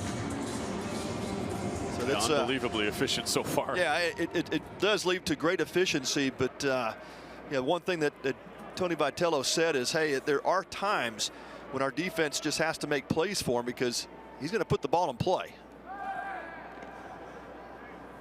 Another pickoff attempt. He's had a number of those tonight. John Spikerman, best base stealer on the team. 27 steals and 31 tries last year. You would think at some point he'd be on the move. With Easton Carmichael due up, and he got him leaning there. That was a close play. That was close, yeah. Now, Pettis was already picked off earlier in the game. Beam and the Vol staff picked off 16 base runners last year, which by far led the SEC. Yeah, Spikerman with elite speed, but being one of the better pickoff moves for a right-hander in the country. And got him with that slight lean. And college baseball, it's not like major leagues, even though we have the pitch clock now. You don't have the 2 throw over max rule. There's still that kind of traditional art form that goes into holding runners at first. And he is on the move. Swing and a miss. Throw down. Not in time. It seemed like an inevitability, and John Spikerman has his first stolen base of the year. Yeah, great jump at first as well. You saw the leg lift by Beam. Get about 1-3, 1-4 to the plate. Yeah, Stark with just not enough time to get rid of it. You can see the throw off the knees. That was about his only chance, but Spikerman had such a big jump. Foul tip now on 0-1 to Carmichael. There's double-barreled action up in the Tennessee pen. Since it is opening weekend, as much as Beam is as experienced as anybody, he could go deep if they really wanted to. You are not going to see that happen, though, opening weekend. It wouldn't be a shock if this is the last inning for Beam. With 1 out, man on second, and an 0-2 count. Goes with another pickoff. That's an extremely deep bullpen for Tennessee, and Frank Anderson, in his 35th year of coaching, 7th year at Tennessee, he's got a lot of great options in that pen. Couple options right now getting loose. Poke to the left side and foul.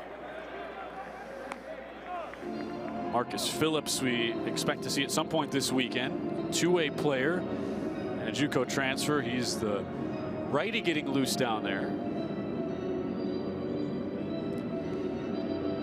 I know Drew Beam is going to make his case to stay out there as long as he can, at least as long as this game is tied, trying to get the win to start the season. But runner goes here, snap throw, a perfect one, and it is in time. Yeah, that almost looked like Tennessee was looking for that play. You saw Cal Stark set up way outside. Drew Beam throws a fastball, and he was set up way off the plate, almost expecting Spikerman to go there. I wonder if they picked up a sign or just saw something from Spikerman that led them to believe that he was going to try to attempt the steal. Here's the throw and the catch by Amick at third base. Stark slightly fired up, right? This one's now pounded to center, and it has to be knocked down by Ensley. Wide turn, a bobble by Ensley, and that allows Carmichael to go to second. So the Sooner fans left scratching their heads a little bit. You try to steal third on an 0-2 pitch, and picked off on kind of a pseudo pitch out play, Pat.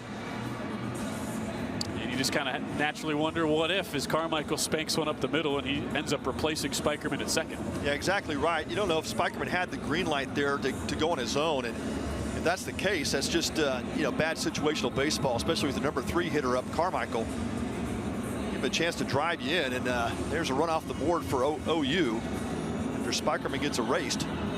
They will give an E8 to Ensley. That's the first Tennessee error of the season after the single by Carmichael. And with Beam at 78 pitches, first start of the year, Tony Vitello comes out and makes the call to the pen. With a righty in Michael Snyder coming up. 1-1 game in the top of the 6th. Guy who had an impressive fall with a big arm, Marcus Phillips, a 6'4" sophomore two-way player out of Iowa Western Community College, will set the stage for Phillips when we come back in a 1-1 game.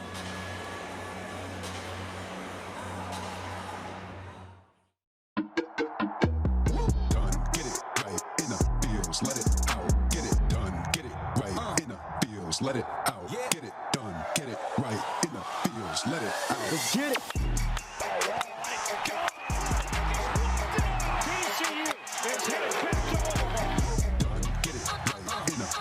Let it out. Get it done. Get it right in the fields. Let it out. Let's get it.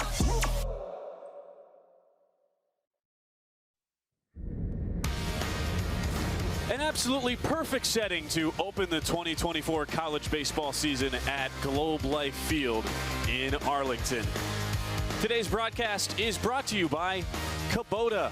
You need equipment with more reliability and versatility built in, like Kubota BX and L Series compact tractors rated #1 in durability and owner experience. And Shriners Children.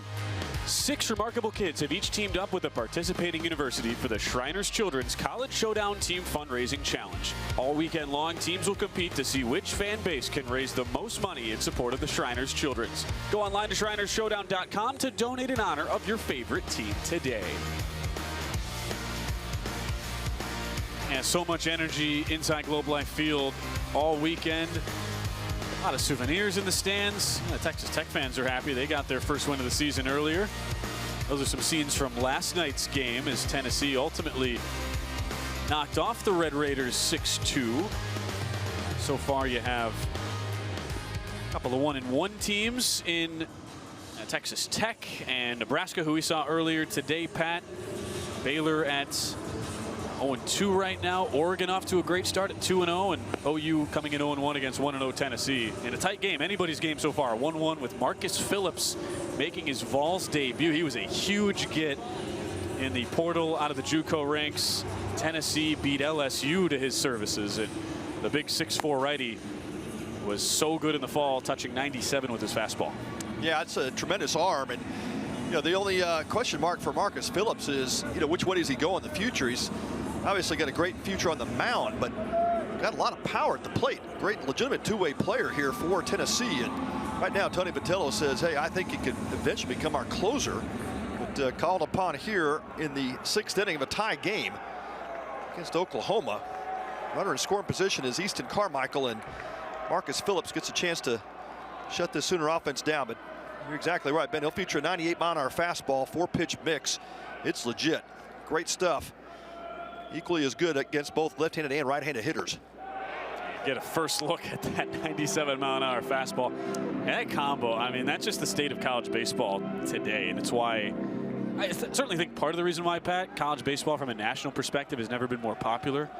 When you've got young arms out of the pens in college baseball who are going 97 fastball, 90 on the slider with heavy cut. And just sort of pitch arsenals we just didn't see 10, 15 years ago. Yeah. No, when I pitched in the big leagues back in the early 90s, late 80s, it was like, we had one guy that could bust 95. Now it's like the staffs are full of those guys. Yeah. That's a good look at Marcus Phillips from Sioux Falls, South Dakota. And that one runs inside. That cutter did not cut at all. And it hits Michael Snyder. So the inning continues. 2 outs with Carmichael at second, Snyder at first on the hit by pitch. Drew Beam still responsible for Carmichael at second as he goes 5 2/3, scatters 7 hits, 1 earned run, no walks, and 2 strikeouts. And it's Rocco Garza Gongora back up, 1 for 2 today. Hey, Marcus Phillips is all geared up, but that's that one pitch you can't overthrow as a slider. It just tends to flatten out and sometimes can back up on you. Hot shot foul off the bat of Garza Gongora. Well, doing multiple things, it does run in the family for Marcus Phillips. His dad, Chris, played both football and baseball at Kentucky. His older brother, also named Chris, went the NAIA route, playing collegiately in baseball at Benedictine in Arizona. Another foul laid on that sinker that Phillips can throw out at 92. Garza Gongora not able to catch up to those first 2 fastball deliveries. Does have the RBI for the Sooners. Called strike 3. That 97-mile-an-hour heater goes right down the middle, and Garza Gongora can't pull the trigger. Marcus Phillips, an impressive debut with a strikeout to get Tennessee out of a jam, and it stays 1-1 to the bottom of the 6th.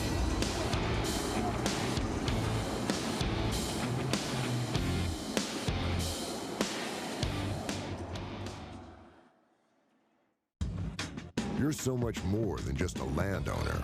You're a gardener, a groundskeeper, and a landscaper. That's why you need versatile, durable Kubota equipment. Sometimes you just need a little wonderful in your life. So why not go to a place made for it? Arlington, Texas. Come see for yourself why Arlington is a world of wonderful. Kane Brown in the Air Tour. Saturday, September 14th, Globe Life Field. Special guests, Cole Swindell, Locash, and Ray Lynn. Crossover superstar Kane Brown Live. So thank God I get to on sale now at KaneBrownMusic.com. Presented by AEG Presents. Watch me. Watch me tumble, jump, and soar. When our squad is on point, we own the floor. Dazzling stunts and dances are my jam. Pain once caused issues, but they had a plan.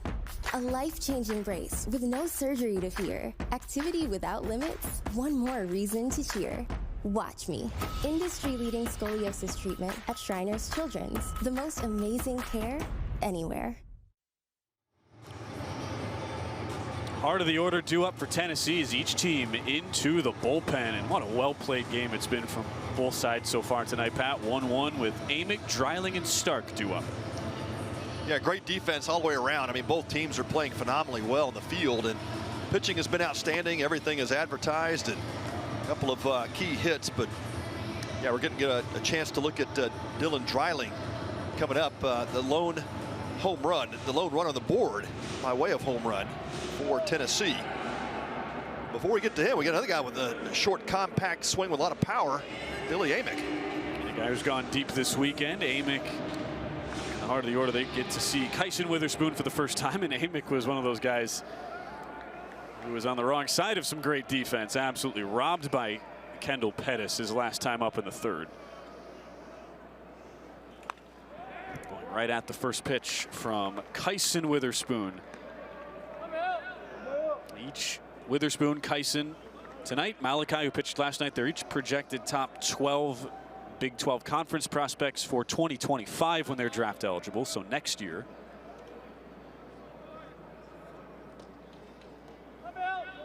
Yeah, Amick drilled that fastball offering from Girton back in the third. That was that huge catch by Pettis.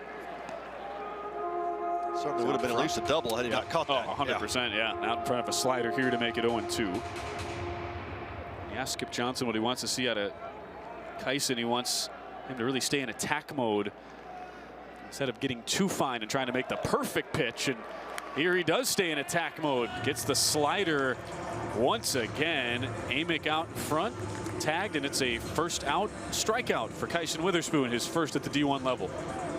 In nice location, you saw Mudler tap the ground, telling Witherspoon he wanted it down.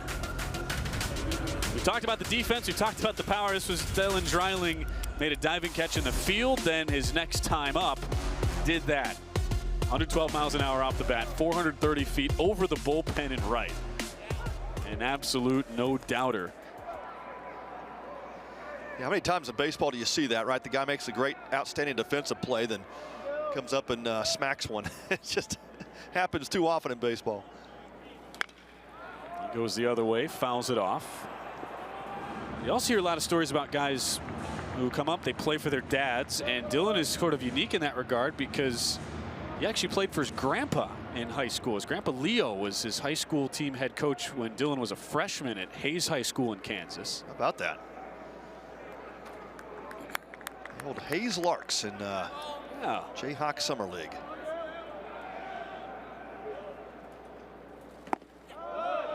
Takes a fastball just inside on 0-2. If you had a Hayes Larks mention on your bingo card, cross that bad boy off. There you go.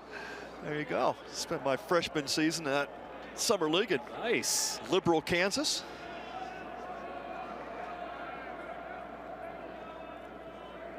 One and two in the dirt. Going back to that slider, you have to like that Witherspoon's really trying to commit to that since it was a pitch he had his issues with in the fall. Well, no doubt, and the command's been good with it. You know, he's had a couple of strikeouts with that pitch down in the zone, and that's exactly what Skip Johnson likes to see. Control the fastball in and out. Keep that slider down. Absolute rocket that goes past Garza Gongora down the right field line, and it gets all the way to the wall for Dreiling. Well, his homer was 112 miles an hour off the bat. This one was 111. And no chance for Garza Gongora on that missile. Yeah, there's no doubt Dreiling's hit two of the hardest hit balls in the game. This one down in the zone, so it does stay in the park this time, but that ball was absolutely drilled by first baseman Rocco Garza Gongora. It's one of those balls you're kind of okay as an infielder olaying. Your life flashes in front of you. If it's a little bit higher, yeah, you just take the perfunctory stab at it and you go about your business there. Extra base hit for Dreiling. Yeah, self-preservation mode. Oh man, the guy can hit. Just a sophomore, only 5'11", 200 pounds, packs a huge punch. They had to get that ball to the game. That ball had a dent in it. Smart move by Kyson Witherspoon. Give me a new ball. John Brammer, the home plate umpire, obliges, and it's Cal Stark who struck out and flown to right. Okay.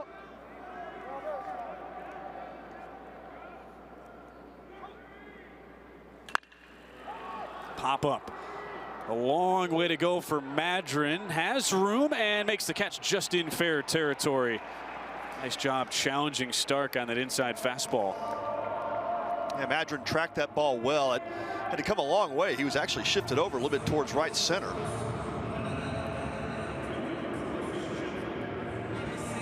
Nice job of slowing up his pace and playing it perfectly on the catch. That's really the strength, right, of this Oklahoma team, the outfield, and they're all back from last year. We've seen the defense tonight, how well they cover even a large ground like Globe Life Field. And it's a really nice starting point when you can trust those three guys covering all that acreage out there. No doubt. Pettis, Spikerman, Madron, man, those guys cover a lot of ground and just good outfielders. Take good angles. Really handle those positions well.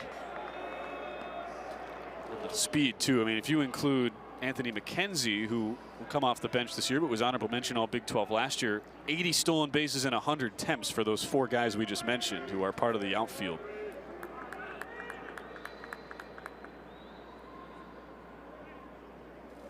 As Reese Chapman, after taking ball one, watches a slider in there for a strike. 1-1 with Dreiling the go-ahead runner at second for Tennessee. And the Vols looking for their first lead of the game.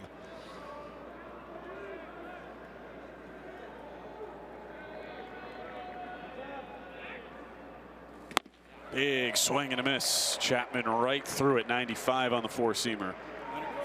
It was only 2 innings that Tennessee scored last night, even though they scored 6 runs, a couple of crooked numbers, 3 apiece in the 4th and the 8th. Scored their lone run in the 4th tonight. OU fans make some noise. The 1-2 popped up. A long run for both Pettis and Willits. It's Pettis who makes the call and the catch. A nice inning for Kyson Witherspoon. Works around a rocket double by Dreiling, and we stay 1-1 to the 7th inning from Globe Life Field.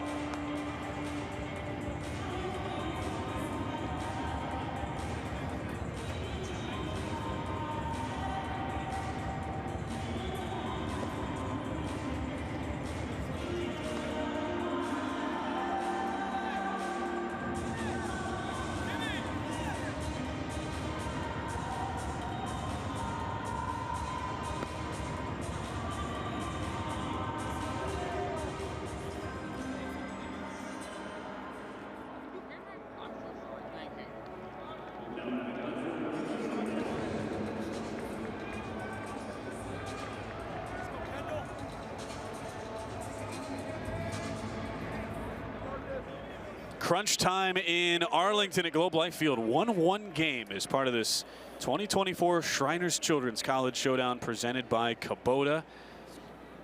A day where we've raised almost $80,000 for cancer research and the Shriners Children's Organization. Cool moment before the Last half-inning break, our pal Jared Schramm with Rev Entertainment, Pat, they just presented a $20,000 check to Shriners Children's to bring our total up to $146,816 for the weekend. So just great to be part of something bigger than baseball here all weekend. Yeah, outstanding. Well, what a great job by Rev, and huge donation. Thanks to those guys. Rev, part of the ballpark here at Globe Life, also Choctaw Stadium right across the street where the Rangers used to play. As we start the 7th inning with Kendall Pettis taking a called strike on 2-0.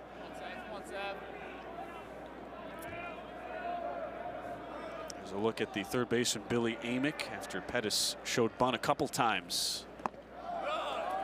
Here he watches a fastball come inside, 3-1. He get the savvy vet, the redshirt senior Kendall Pettis against the first-year D1 player, the sophomore Marcus Phillips, after a year of JUCO ball last year.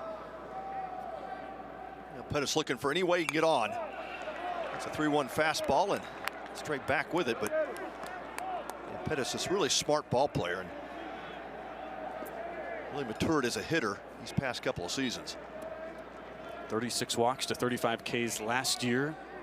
Oklahoma second in the Big 12 in walks a season ago, and there's that eye from Kendall Pettis. Can't ask for a better guy to start an inning just from a pure plate discipline standpoint than Kendall Pettis, and he draws the walk. First free pass Tennessee has issued all night, and just the second, Pat, in 16+ innings this weekend. Yeah, it's outstanding. And that's really typical of Frank Anderson pitching staff, and these guys just dial it in. We'll see how the Sooners want to handle this with Pettis at first. Of course, great speed there, but does he have Mudler scoring to bunt? He's going to let Mudler swing away. So Reggie Willett signaling the signs into Russell Raley, the third base coach, and they are going to let Mudler swing away. Mudler taking that fastball high and outside. The pitching coach Frank Anderson, 35th combined year as a Division I coach. With that pickoff move by Phillips, former national champ, while he was on the Texas staff back in '02. He's had success everywhere he's been. Has been a day one guy with Tony Vitello now in their 7th year together. Another pretty good pickoff move. Seems like everybody, even the righties, Pat, I mean, they've got lightning quick moves as well, something that Anderson really helps specialize in too in the development side. Yeah, it's just a little easier when you have great athletes. You know, Drew Beam, a former high school quarterback. Marcus Phillips, a great two-way player.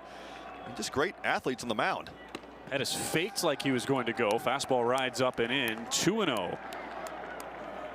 We're seeing, though, the impact a guy like Pettis can have just mentally on a young pitcher, really kind of throwing off the rhythm of Phillips. First with showing the bunts, now the walk, and kind of dancing out there at first base, and that gets Tony Vitello out from the dugout here before a 2-0 pitch. Yeah, I think Tony could see the uncomfortability with Marcus Phillips, and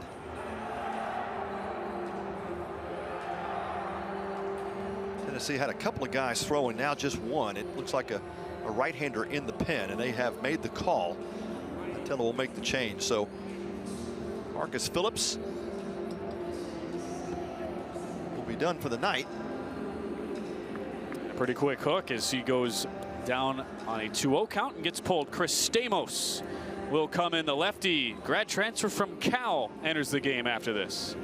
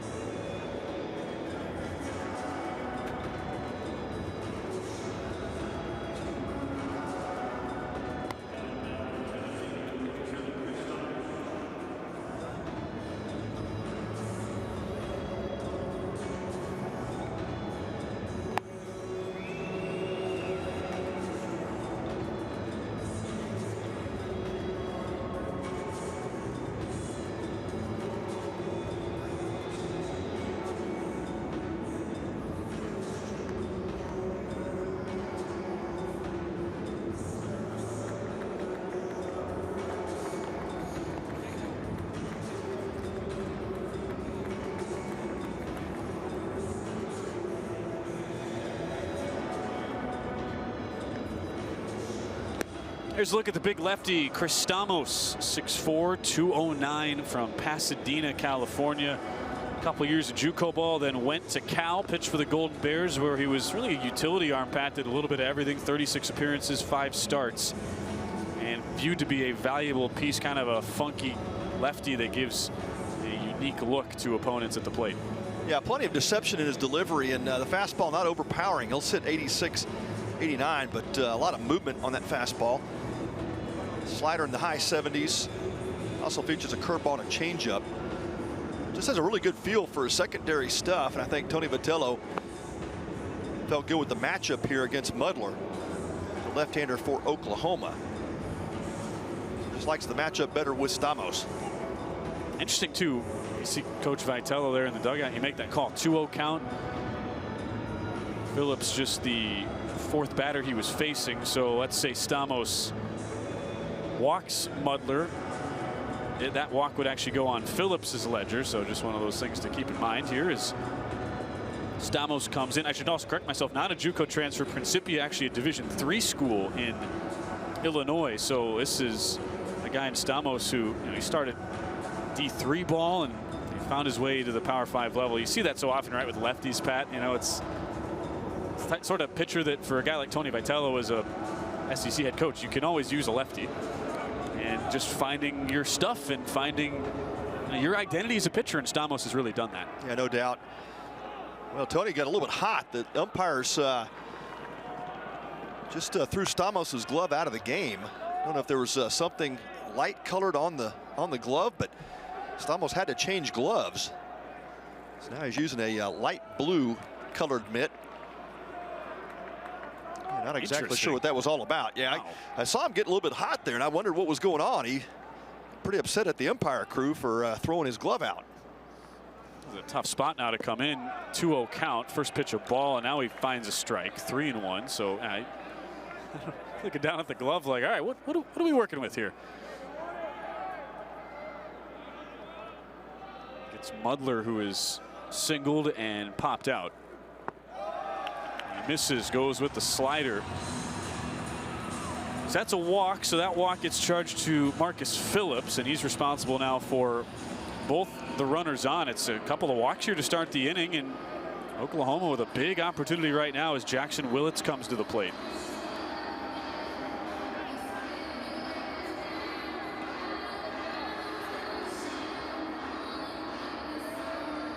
Willits still looking for his first hit. The true freshman 0 for 5 with a walk so far. First baseman Burke expecting bunt. He shows, and it's a diving attempt. Wow, it's caught. A double play, and they can get all 3. How about a triple play? They get all 3. What a play by Stamos, not even using his own glove. Both runners on the move. A 1-6 triple play for Tennessee to get out of the inning. How about that? Wow. I don't think Stamos is going to throw with another glove the rest of the year. You throw my glove out, okay, I'll just turn a triple play on you. How about that?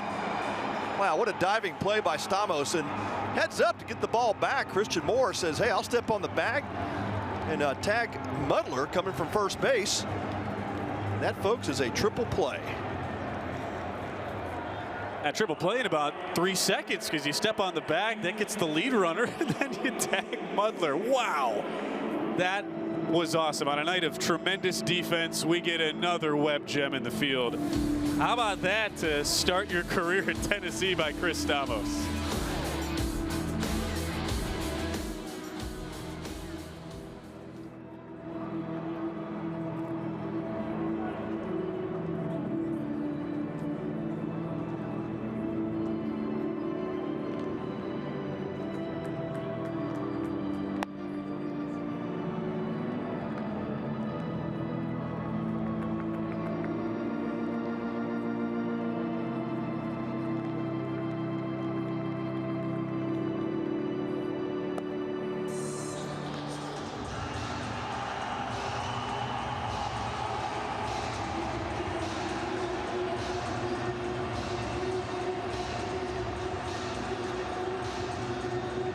we've had some amazing plays in the field tonight. Dylan Dreiling, left fielder for Tennessee. Kendall Pettis, left fielder for Oklahoma. Both of those guys, you got to take a seat because this play by Chris Stamos takes the cake. Oh, man, how about that?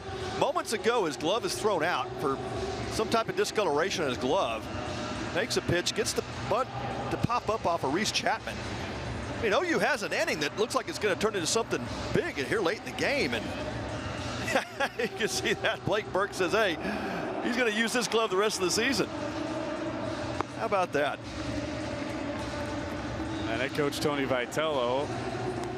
That took his blood pressure down a few notches. Yeah, he was frustrated about the whole saga there, and he was already, I don't think, anytime a coach is coming out to take out a reliever who's down in the count 2-0, he's not thrilled in the first place. Yeah. He takes out Marcus Phillips in a 2-0 count. It's pretty short leash, and Stamos has his glove thrown out and makes the play. And to do that as a guy who starts his career at the D3 level, makes his way to the SEC as a grad student, to do that, really the first true batter you face with Tennessee, a new team, and you make that play. Yeah, incredible. Great start to his Tennessee career. And on the other side, OU's like, what just happened? Yeah, we had runners at first and second, no outs. And Stamos making his volunteer debut. Got a chance to take the lead late in this game, and pop-up bunt and triple play later. Back to the dugout. How will that translate over on the hitting side for Brad Keylori? 9-1-2 due up for Tennessee. As a slider misses outside. 2-0. Kyson Witherspoon back out for his third inning of relief. He's been really good so far. A couple of doubles, but that's been it for Witherspoon. We've had just these defensive momentum shifts in this game. You know, Kendall Pettis makes that great diving play, and OU scores in the fourth. Then Dreiling makes a great diving play and then comes back and hits the home run in the fourth. And now we've seen Tennessee with an incredible momentum changing defensive play with the triple play. Let's see if they can take advantage of that momentum shift. Fouled off on 2-1.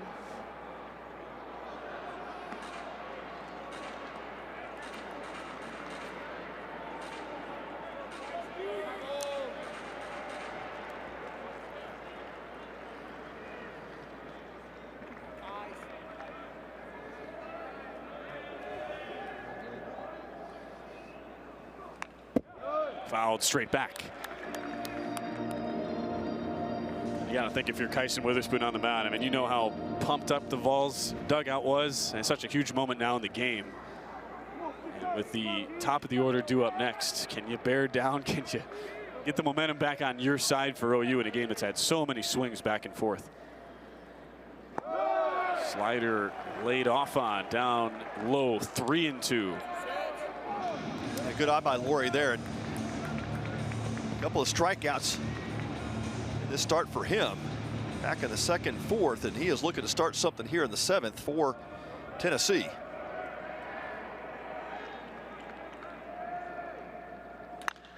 Spoiled foul by Laurie. Another 95-mile-an-hour heater. Keeping that swing nice and short.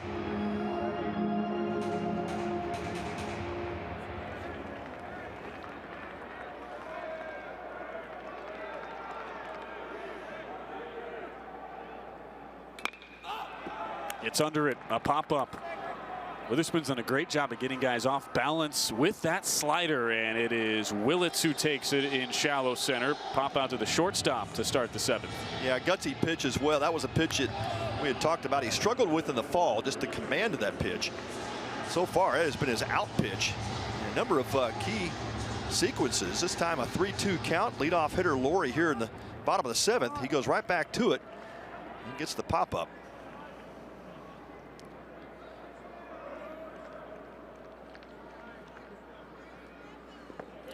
Ensley, who offers on the check swing. Had a nice night so far, 2 for 3 and 3 for 8 on the weekend. Hunter Ensley, you think back to really a swing game as part of Tennessee's run to Omaha. He had the go-ahead 2-run double in the marathon game, 14th inning at Clemson. Called strike taken. I remember watching that game, Pat. It seemed like everybody was just glued to that game. You kind of felt like whoever was going to pull away had the absolute upper hand in the regional, and how different it could have been for the Vols in that run if Clemson wins.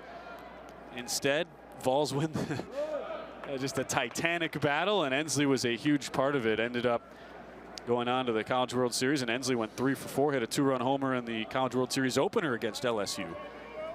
Yeah, great talent. Obviously a veteran guy on this team, and you know, just Tony Vitello refers to him as he's kind of our glue guy. Whoop, just a bit outside. Just a bit. 95. I'm sure those fans, you got some team members too down there right behind home plate doing some scouting, making sure they're alive. Those back nets work. They do.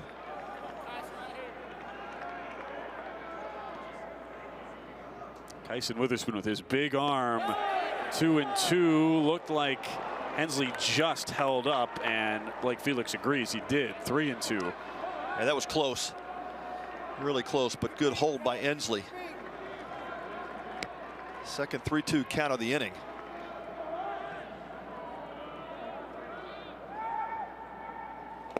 Fastball, got him right on the outside edge. Yeah, Ensley thought that pitch was down, but I thought it was good. Ball held its plane. Yeah, good frame job there by Scott Mudler. Really well done by the Sooner catcher. Yeah, such good placement. I'm not sure Mudler really had to frame it, but he's already had a nice night anyway defensively, so he helps out his pitcher one more time. Witherspoon is giving up a high shot here down the right field line. It's curving foul, and we'll get foul out of play off the bat of Blake Burke, but Witherspoon's really handled this bottom of the 7th well. When you think about how fired up Tennessee was, all the juice they had in their dugout. There's no doubt.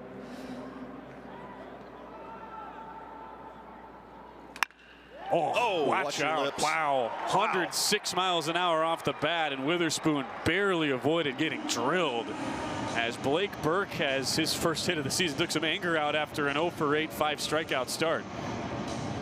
Look that out ball below, man. It whizzed right by Witherspoon's head.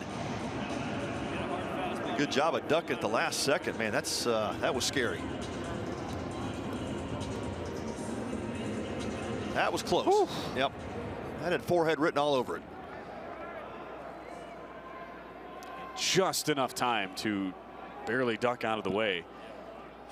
The inning stays alive. Christian Moore digs in. That slider backs up on Kyson Witherspoon. Kyson trying to atone for the Sooners' loss last night. Had to be tough to watch his twin brother Malachi. He was saddled with a tough luck loss in relief last night. Was responsible for the 2 runs scored in the 8th inning by Oregon in a 4-2 win. Kyson getting his chance tonight. Again, tries to go inside with that slider, but it's 2-0 to the dangerous Christian Moore. Has walked and doubled in his 3 trips.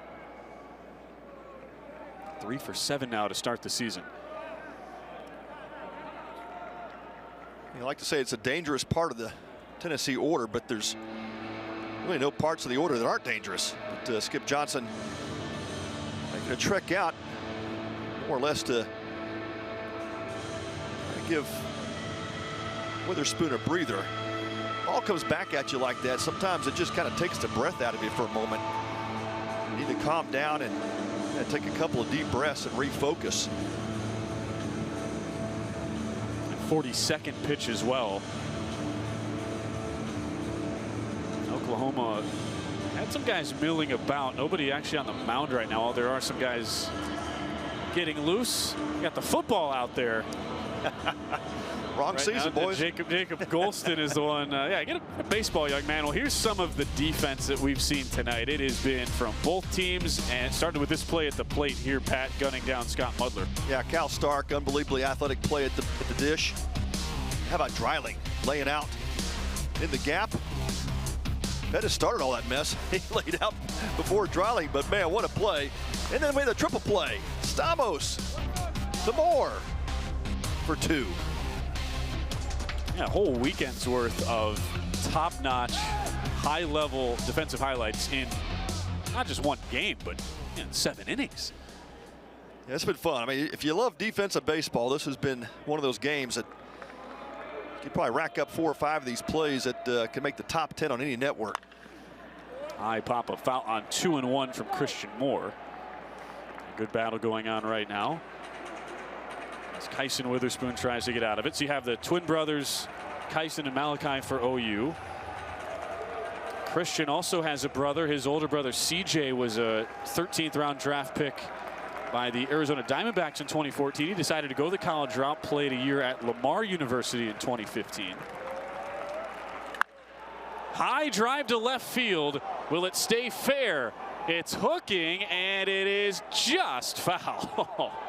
Wow. Had the distance to clear the yard. Christian Moore, he's not convinced that was a foul ball, but it looked like it just went to the left of that foul pole. Yeah, you know what? Where it landed in the stands, it looked to be fair. I think that's why there's some question there. I think, Pat, that went foul, but I think it caromed quick off a seat and went immediately to the right. Yeah, that may have been the case. I think that's what fooled some of the folks in the Tennessee dugout. They took a long look at it, though, and even Christian Moore was looking back like, are we going to challenge that or not? At 378 feet off the bat for Christian Moore. And that was a no-doubter. I mean, you're a couple of inches away from that, hitting the foul pole in the upper deck. So a deep breath for Kyson Witherspoon. Crisis averted for now, but it's another 2-2. Swing and a miss. What a change of events. An inch away from a home run. Kyson Witherspoon an inch away from getting drilled in the head. Instead, the OU hurler works out of it, and it stays 1-1 to the 8th inning.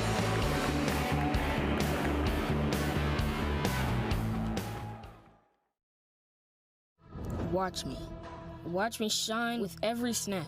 Born to move fans, to cheer and clap. 2 different legs, that's how I play. One built from science to help me on the day. Between these lines, I'm all heart and muscle. Don't stare too long, you'll miss the hustle. Watch me. Pioneers in prosthetic technology at Shriners Children's. The most amazing care anywhere. Globe Life Field is your home for college baseball with 3 full weekends of action starting February 16th at the home of the Texas Rangers. It all starts with the Shriners Children's College Showdown presented by Kubota featuring Baylor, Texas Tech, Oklahoma, Oregon, Tennessee, and Nebraska. Next is the Kubota College Baseball Series with Arkansas, Oklahoma State, Michigan, and Oregon State in Weekend 2, and TCU, Texas A&M, Arizona State, and USC for Weekend 3. To get tickets and learn more, visit globelifefield.com/collegebaseball. You're so much more than just a landowner. You're a gardener, a groundskeeper, and a landscaper. That's why you need versatile, durable Kubota equipment. That is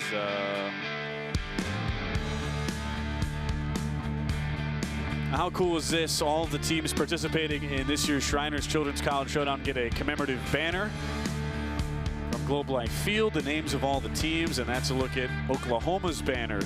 They will proudly take back to Norman. That was the thing that really stood out to us on all the coaches' calls this week, Pat, how much it meant to guys like Skip Johnson and every other coach to be included in this field and get to play for a cause bigger than just baseball. Yeah, outstanding, and what a beautiful plaque, man. They just do this whole tournament. It's so first class. A great takeaway for each of these teams. We've had tremendous competition all week, and after the highlight reel play, Chris Stamos coming in gets a triple play, catching a bunt with 2 runners on, and then getting the triple play. He comes out now. Talk about going out on a high note. Aaron Combs, the righty, is in and gets a swing and a miss from Jackson Nicholas, 4th pitcher of the night for Tennessee. And it's Aaron Combs. Got in a lot of games last year, but only threw 21 innings in 26 appearances. Former JUCO transfer from College of Central Florida. Yeah, good stuff, as you would expect with any Combs on the mound. Just waiting for you to catch that. See what you did there. That's really good. You know, fastball 88 to 92, and Curveball, slider, changeup, 4-pitch mix from Combs. The transfer from Coastal Carolina. A chance here deep in this game. It's 1-1 tie. I'm really glad we got him in when you and I were calling a Tennessee game, Pat. Exactly right. Pat Combs next to me, in case you didn't know. Well, it should. Former big league pitcher with the Phillies, former Baylor Bear. I know it's been a tough week for your alma mater. A couple of really tight losses for Baylor so far, but really, everybody's represented themselves so well. Every game has been played really cleanly, not a lot of sloppiness. Very competitive, you bet. Very tight. Yep. Nice backdoor slider. Strike 3. Aaron Combs gets the backdoor, and Nicholas is set down on strikes. Just a nice backdoor slider there from Combs, and he's one of those pitchers that just sits in attack zone and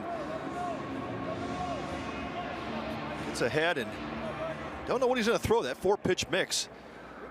Usually throws changeups to lefties, but uses a backdoor breaking ball that time to retire Nicholas.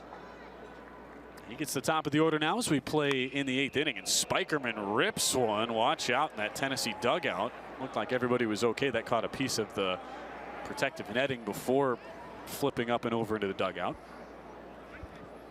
And Combs has overcome a lot of adversity as he faces Spikerman now. You talked about how he started at Coastal Carolina, Pat, and got hurt right away, had a medical red shirt there, and went the JUCO route. Little number. It's a nice job, though, fielded by Combs to get the speedy Spikerman, who's trying to catch Tennessee off guard a little bit and start some instant offense, but not enough execution there. Yeah, just trying to push that ball past the pitcher. Combs did a good job getting off the mound and clean throw and playing catch with Blake Burke, but yeah, not a bad idea.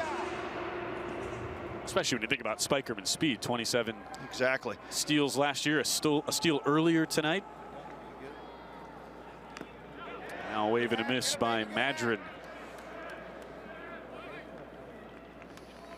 Well, the good news too for Tennessee, fully loaded bullpen tonight. They only threw 2 pitchers yesterday. AJ Russell went 4 1/3. AJ Causey went 4 2/3. So all hands on deck tonight. High fastball at 94 gets right through the glove of Cal Stark. It's the only play Stark has not made tonight. Unfortunately, I didn't have to. 4-0 with a 3 ERA last year for Aaron Combs. Ball hit hard to right center. Ensley on his horse, still giving chase, runs it down in the gap. Another strong defensive play on a ball hit 391 feet, but Ensley's tremendous speed gets there. And it's a 1-2-3 inning for Aaron Combs as we stay knotted up at 1.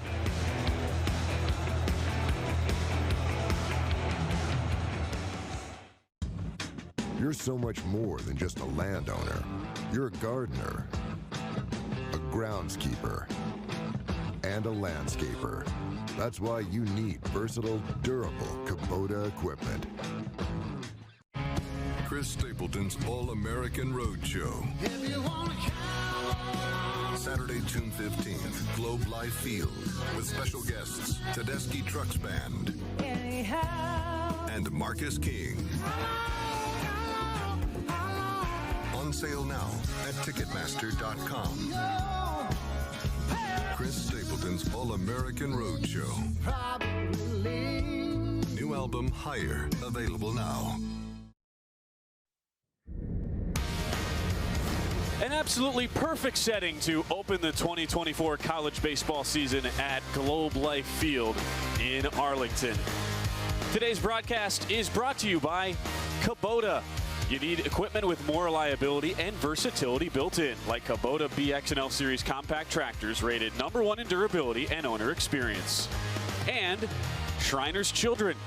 6 remarkable kids have each teamed up with a participating university for the Shriners Children's College Showdown Team Fundraising Challenge. All weekend long, teams will compete to see which fan base can raise the most money in support of the Shriners Children's. Go online to ShrinersShowdown.com to donate in honor of your favorite team today.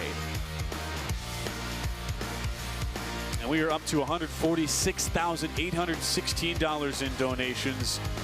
Every team, every fan base of every team playing a big role in that. Oklahoma Sooner fans looking for win number 1 on the season. There's the full total. Fans can just scan that QR code in the building and make the donations. Entering tonight, Tennessee fans had raised the most money. And it's the Vols' highest ranked team in the preseason poll, 9th in the country starting this season. But Oklahoma, who has aspirations of making a deep run once again, a World Series finalist in 2022.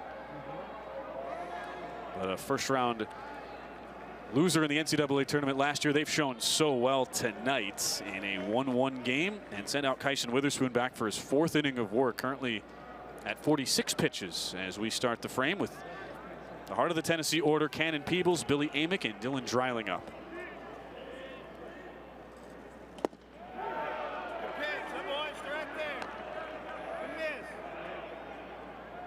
Check swing by Peebles on a ball on the slider.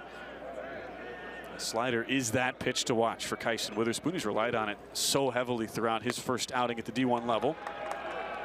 It's really been the one thing, Pat, you talk about some of the fall struggles for Kyson, and it was a slider command. You tend to see it back up on him a little bit. Sometimes doesn't totally get the movement he wants, which can be dangerous when you're talking about hanging pitches at the D1 level.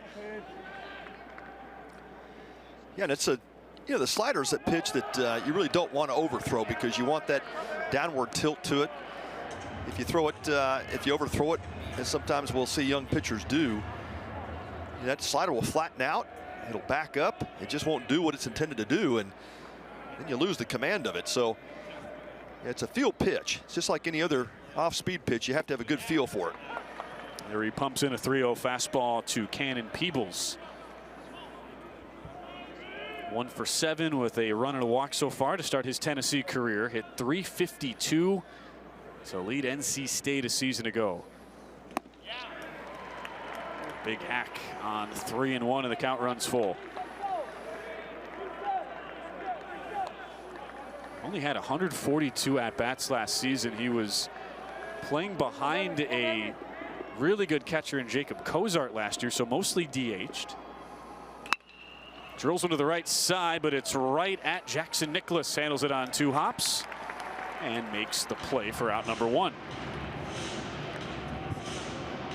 Yeah, Peebles had the fastball 3-1, but it was a little bit elevated.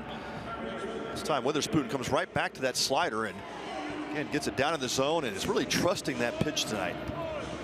Really thrown some good ones in key pitch sequences and recorded a number of outs with that pitch.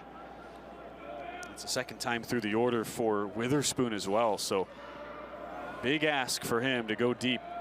52 pitches now as he faces Billy Amick, who swings right through that fastball.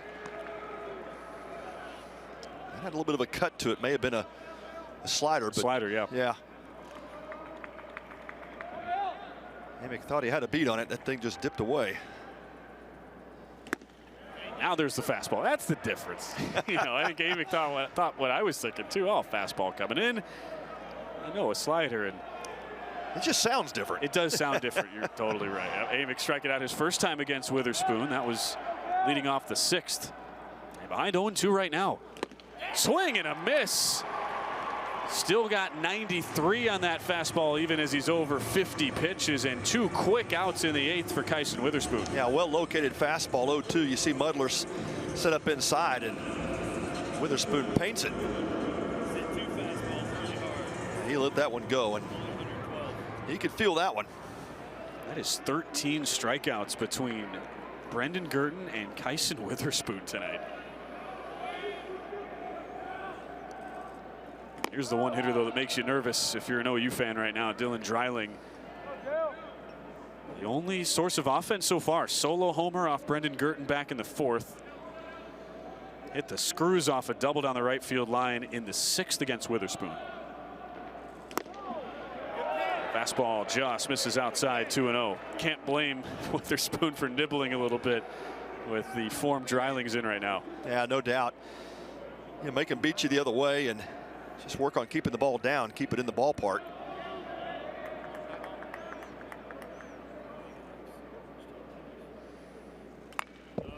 Big hack on 2-0 as he fouls it back. So far, the 4th and the 8th innings. Those have been Tennessee's innings. They scored 3 in each of those frames last night. Got the solo homer in the 4th tonight. So I'm just going on the numbers, Pat. Small sample size. Dreiling probably feeling like, all right, I'm due again here. Let's go. My stats professor's probably laughing, but I see the point. You know, we love small sample size when we're in game 2 of a 50-plus. Yeah, you deal with what you got, right? Yeah, 3-1 as the slider misses outside. No themes quite established, but yeah, we'll see what Dreiling does here. That may change our tune. Big hack as he fouls it off. Well, speaking of stats, big shout out to Sean Barrows. He's the sports information director for Tennessee. And as soon as that triple play happened, I asked him, all right, you would know, when's the last triple play? And he got it for us, Pat. February 22nd, 1997 against Eastern Kentucky. Wow. The last Tennessee triple play. 97. Amazing. You were just a kid, Ben. 3-2 is a fastball that misses upstairs, and Dreiling keeps the inning alive with a walk.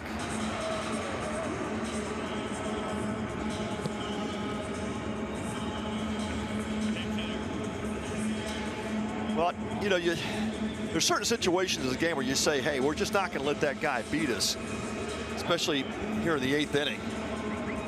Dreiling has been seeing the ball really well, and that's one of those situations, the unintentional, intentional walk. Sure. You get ahead of him, you may go after him, you fall behind, you just go ahead and give in. Looks like Tony Vitello is going to stir his bench up a little bit. We're going to have a pinch hitter. Confidence, too, from head coach Skip Johnson for Oklahoma, keeping in his youngster Kyson Witherspoon in his D1 debut to finish out this inning. Walks Dreiling, and now after Cal Stark was in that 7-hole, he will get the pinch hitter. It is Dalton Bargo, who likely will enter the game as a catcher. He has catching experience in his time at Mizzou. And Bargo had a big tournament here last year, played for the Missouri Tigers at this Globe Life season opening tournament. Now a interesting carom. It comes all the way back to the pitcher, and Witherspoon throws out Dreiling. What a crazy ricochet as it hit out in front of the mound. Just boomeranged right back to Witherspoon, and he throws out Dreiling, who had no chance. How about that? Oh, man. How does that happen? Yep, there it is. Carom's off of the knee of his catcher, Mudler, and what a heads-up play.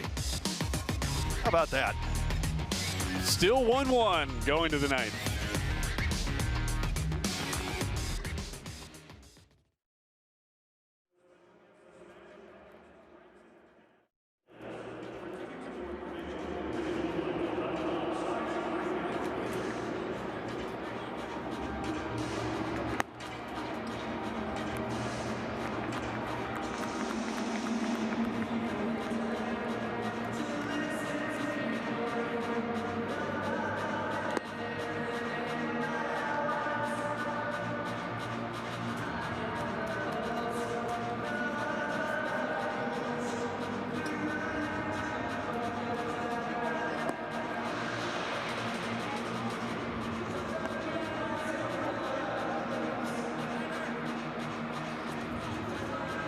Still knotted up at 1 as we go to the 9th inning.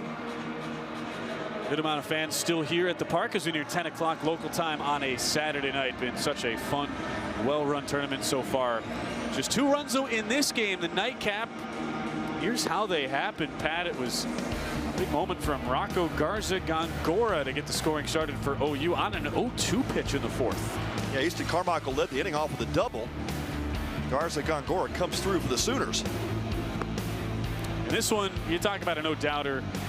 Longest ball hit so far at Globe Life in this tournament. 430 feet for Dylan Dreiling in the 4th inning. Both runs coming in that same frame. There have been opportunities since, but we've stayed deadlocked. Well, it's been outstanding defense on both sides. Sooners had something cooking back in the 7th inning. A couple of walks back-to-back to start the frame. And an unbelievable triple play. Jackson Willits was trying to sacrifice bunt, pops the bunt up. Chris Stamos makes a diving catch, throws to second base. Christian Moore touches the bag, And tags out the advancing muddler for the triple play. Ben, as you said, first one for Tennessee since 1997. Wow. Almost 27 years to the day. 5 days away from the 22nd. Good look at both the head coaches a second ago. Tony Vitello for Tennessee, Skip Johnson for Oklahoma. As we go to the 9th, we were wondering what would happen with Dalton Bargo, who has caught in his career. He was the one at the plate, but he is being replaced. It is Charlie Taylor, another catcher option. Redshirt junior, who is back there behind the dish. Fastball too hot for him to handle, up high and out of the zone. As Aaron Combs is back out, he had a very efficient 10-pitch 1-2-3 inning and gets the heart of the Oklahoma order. Easton Carmichael, who had that leadoff double in the 4th, ultimately scored. He starts things off. Takes another fastball just out of the zone.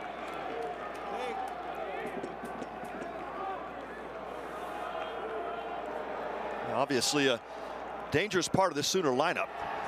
Carmichael, one of the more consistent hitters for Oklahoma. Last year as a freshman, and he has picked it right back up this sophomore campaign. 100%. They did change that. It was a late strike call. So changed it to a strike. Now a ball outside. So 2-1. That's so nice for Oklahoma to still have a Carmichael in the program after Braden was a first-team All Big 12 pitcher last year. 46 career outings on the mound for him, and he got to pitch to his younger brother Easton, who takes a called strike on 2-1. They had a few games together as the battery and actually had their debut together as pitcher battery combo here at Globe Life against Abilene Christian in a midweek game last February. That was fun for those guys, and had a chance to coach his brother Braden in summer ball, and both really good players. Swing and a miss here. So now it's 3-2. Yeah, we were confused. So it is now a 3-2 count. And the scoreboard was a little bit mixed up too. Yeah, we thought it was 2-0 to begin with. Said scoreboard had 1-1. So that was a 3-1 pitch, and it's now 3-2. Swing and a miss. Combs back to the high heat at 94 as Carmichael goes down swinging.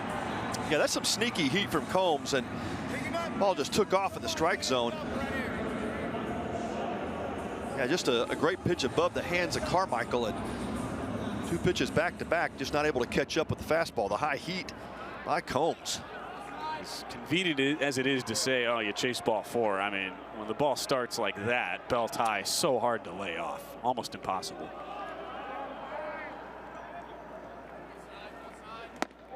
Michael Snyder now takes a call strike. Yeah, Combs has been working well with the fastball up in the strike zone. His breaking stuff has been primarily down. It gives the hitters a couple of different looks. There's the slider just off the plate. 1-1 to Snyder, who is 0-2, did reach on a hit by pitch back in the 6th. Keep seeing it. 11 homers last year for Snyder, the Washington transfer. Takes a called strike.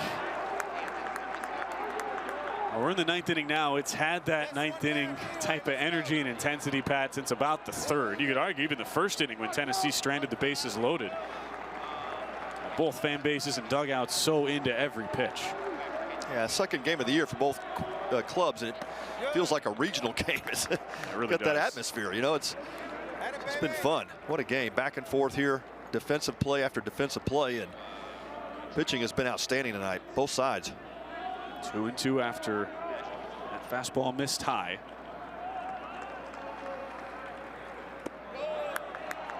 Taking on a curveball low and outside. 3-2. It's funny you say regional environment. That's exactly what OU coach Skip Johnson told us during the week.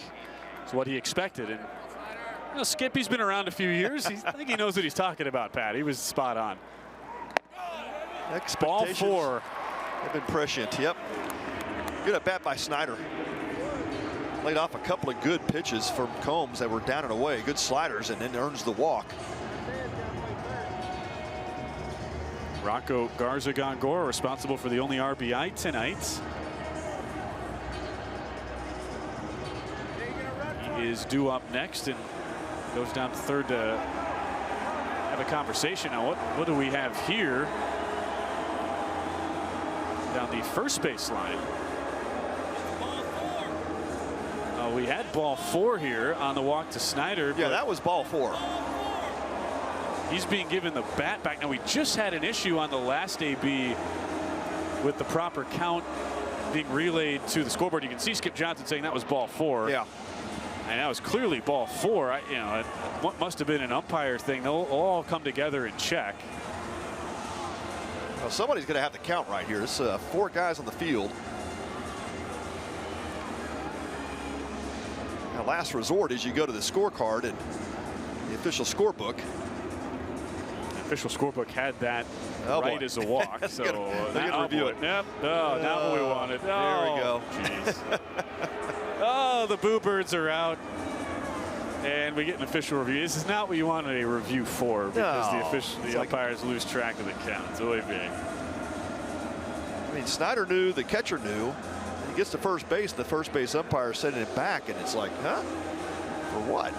Tony, you know, I understand too the frustration for Tony Vitello, because you know, now this totally throws off the rhythm of your pitcher, and your just unnecessarily long break. He's saying, hey, who's responsible for this? You got to have it figured out.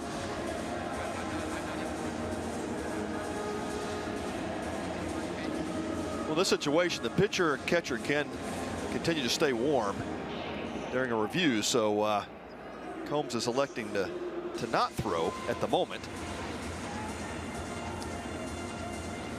Everything about that was so bizarre. I really think the only one who didn't know it was ball 4 was the home plate umpire here. As we near the 3-hour mark of this game, it's been a well-played, clean game. We had the one replay review earlier on a challenge that was won. It was a challenge that was lost as well by Oklahoma early. So we've had a couple challenges. And now we wait. I can't imagine, you know, we were watching that whole sequence, Pat. I mean, we both had that as ball 4. Yeah, and I think the hoodie next to Coach Skip Johnson says chaos. It feels like it's a little chaos at the moment. Led by Reggie Willits, promoted to the hitting coach last year, was the first base coach before that. Gotta be so cool for Skip. You see him there on the right side of your screen. All of his assistants, former Sooners in their playing days. Yeah. Reggie Willits, Todd Butler back in the late 80s. And Russell Raley officially promoted from the volunteer assistant when the NCAA approved that third paid assistant role. He was with OU back in 06 in the mid-2000s. Maybe go down so cool. Britt Bono and Ryan Gaines, the former Sooner. Meanwhile, for Tony Vitello, a Mizzou guy, played for the great head coach Tim Jamison there at Missouri. And to give a special shout out to Coach Jay. He was a broadcast partner of mine, Tim, when he was taking a couple years off from coaching, and Coach Jay brought back to Mizzou, now the pitching coach there for the Tigers. Under there you go. The new head coach there, Carrick Jackson. Yep, came over from Memphis. So that's how Tony Vitello got his start, a 02 grad, and his first year as an assistant, coached arguably the most famous Mizzou alum. Well, I guess, you know, there's Max Scherzer and there's Ian Kinsler. You kind of take your pick. Who's more famous? There you go. At least people in Texas, they can make a case for both. Well, and Tony V, I mean, you think about the head coaches he's been studied under. Dave Van Horn at Arkansas, Jim Schlossnagel at TCU. Of course, spent some time at Missouri 04 to 10. And had 12 top 15 recruiting classes in 20 years as a recruiting coordinator. This gives you an idea of just what Vitello brings to a program. And then he hires some great assistants. Josh Elander's been with him ever since he got the head job. Now as recruiting coordinator for Tennessee. He knows the third base coaching duties as well as the hitters and the catchers. And then, of course, we've mentioned Frank Anderson, 7th year, been with Tony V the whole time. Richard Jackson, his 5th year. Luke Bonfield, his 5th year, director of player development. All right, the good news is that took a while, but we've sorted it all out. Oh, you know, that's what we have for replay. Just get it right. Yeah, both staffs so experienced, and it wouldn't shock anybody, especially Tennessee, one of the favorites to make it as the final 8 to Omaha. But even if Oklahoma were to make another deep run, It would not be a shock whatsoever here in 2024. So there's a look at Tony Vitello. You can tell he's hot with how long this has taken. It's just, you know, he's a guy who doesn't want to beat around the bush here. I mean, you just want to play, and it definitely, the person who is hurt the most by that is the pitcher on the mound. So we do get a pinch runner here with Snyder at first after the walk. It is Jason Walk, the 5'9" freshman from Ackworth, Georgia. Brings a ton of athleticism, and they have really focused on recruiting speed, OU. Jason Walk makes his college debut right here as a potential go-ahead run, top of the ninth, with Garza Gongora in there. Immediate pickoff attempt as well. Yeah, that is a signature Reggie Willits offense. Just a ton of athleticism and speed. Loves to put pressure on defenses.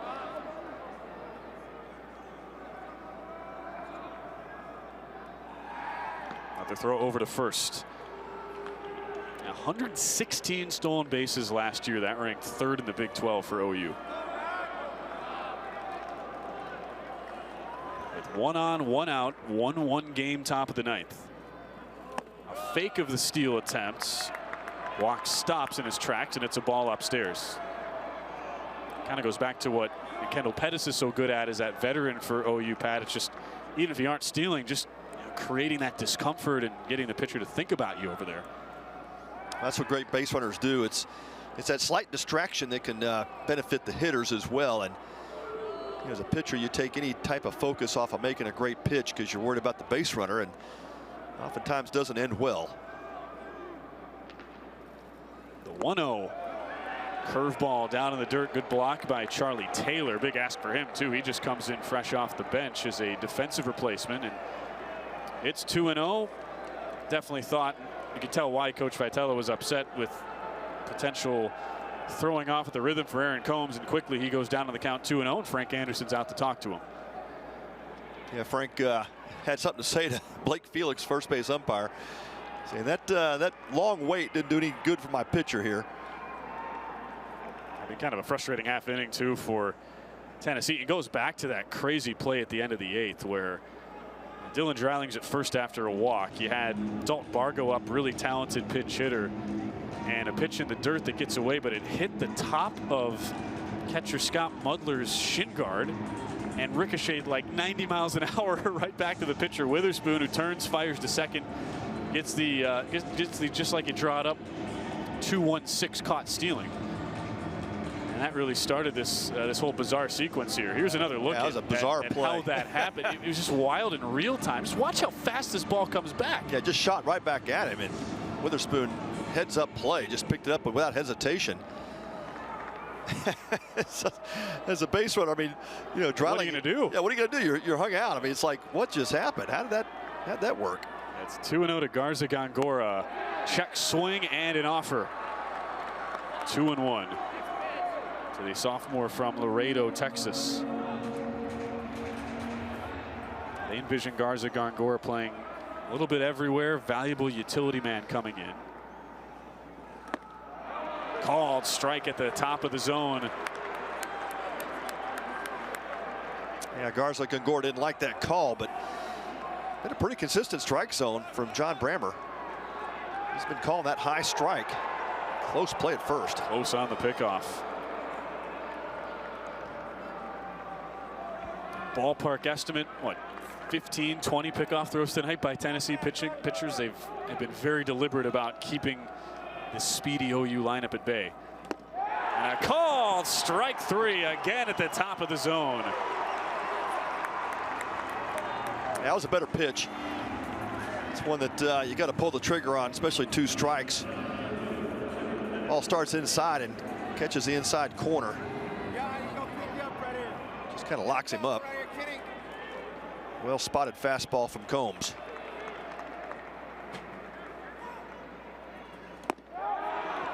Another called strike. It is Pettis who walked his last time up. He's been a part of that defensive highlight package with a sprawling full extension grab to Rob Billy Amick. Takes a called strike, curveball. And it's 0-2. Tennessee fans, they've been a little restless this inning. With all the delays and the stoppages, now they come to their feet in a big moment. First to pick off attempt back at walk.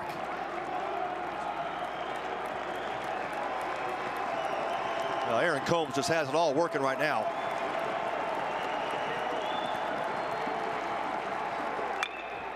Chop to the left side. Moore has to hurry, makes a strong throw to get the fast running Pettis. Making it look easy for Christian Moore, potential SEC Player of the Year candidate. And we go to the bottom of the ninth. 7-8-9 due up for the Vols.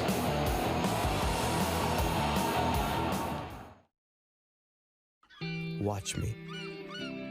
Watch me paddle, carve, and drop in. The water is my canvas. Let the good times begin. Perfect sets of barrels I chase. Where sand becomes surf, waves set the pace. Childhood accident couldn't ruin my vibes. Thanks to one special place, I've never been more alive. Watch me. Shriners Children's. The most amazing care anywhere. Elevate your ballpark experience with a tour of Globe Life Field and experience the home of the Texas Rangers like never before. Go behind the scenes and explore premium spaces, unique club settings, luxury suites, and more. Along the way, you'll discover rich history, impressive architecture, and fun photo opportunities around every corner. Globe Life Field's many tour offerings are sure to take your ballpark visit to the next level. For more information and to book your experience, visit globelifefield.com. With Pie Prime by Solo Stove, you can finally think outside the cardboard box. The best pizza isn't delivered to the front door. It's made in the backyard. It doesn't come from a restaurant. It comes from you. Anywhere can be your favorite pizza spot. Any day of the week, all year long. Pie Prime is the pizza oven that's simple enough to be your first and powerful enough to be your last. Pie Prime by Solo Stove.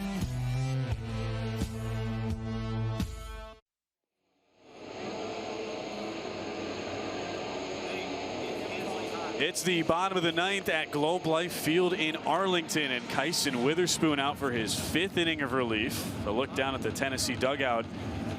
Still searching for some offense here, Pat. It has been defense and pitching that have dominated the storylines tonight.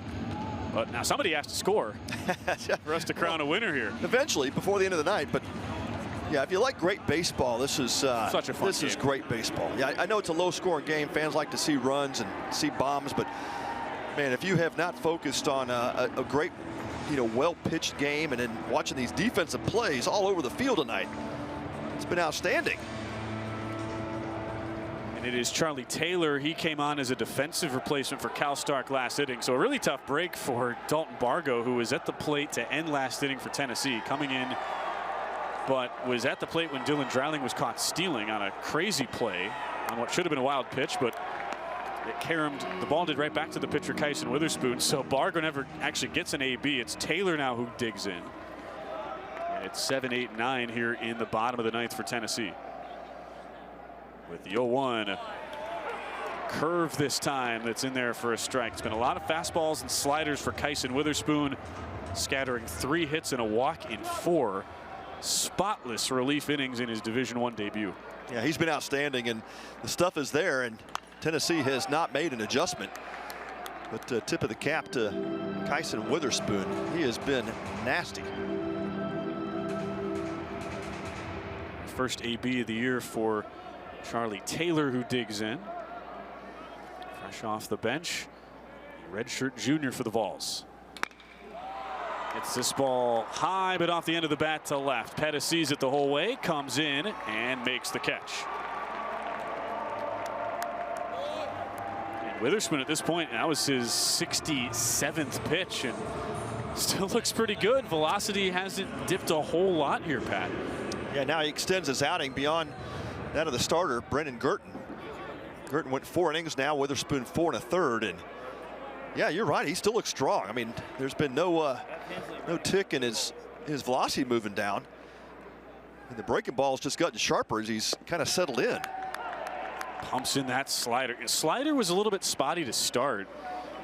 And worked in and out of trouble. Gave up a couple hard balls. There were runners on base each of his first 2 innings. Actually, first 3 innings, but has really settled down since then. Fastball high and inside to Reese Chapman. 0 for 2 with the walk today in his first hitting appearances of the season after being a defensive sub last night. Yeah, Witherspoon's just locked in, and fastball still tripping that 94 mark. Out straight back as it's 1-2. Anybody in the Vol lineup dangerous, but the way they're set up tonight, particularly Pat, you're thinking as soon as they get back to the top of the order, if they come up starting with Ensley and a runner on, you really get nervous if you're an OU fan. You have to love Witherspoon getting ahead of these counts. Though it's evened up, 2-2 as the fastball misses high. Yeah, it was just a ton of power up and down this Vol lineup, and yeah, no easy outs. It's as deep as any team in the country. The 2-2. In the dirt, back to the slider. Didn't quite catch that one out of the hand, and it's a full count. Yeah, Witherspoon just got a little short with that slider.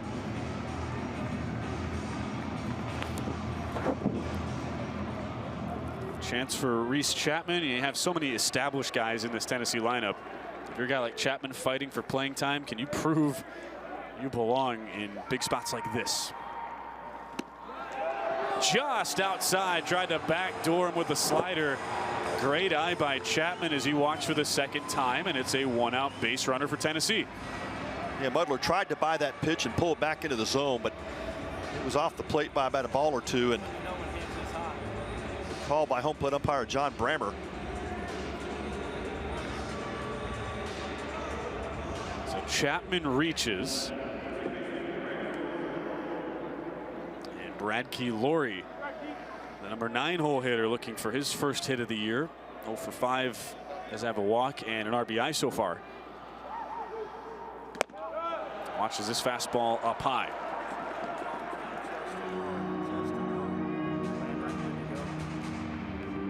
Yeah, Laurie's got that nice short swing, and it does come with some power.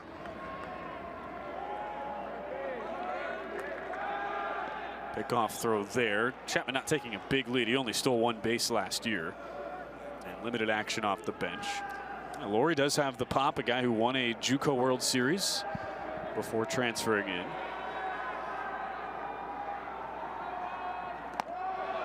Another fastball up high. Packs a big punch too. He's only 5'9", 170, so it's naturally a little smaller zone you have to work to with Laurie.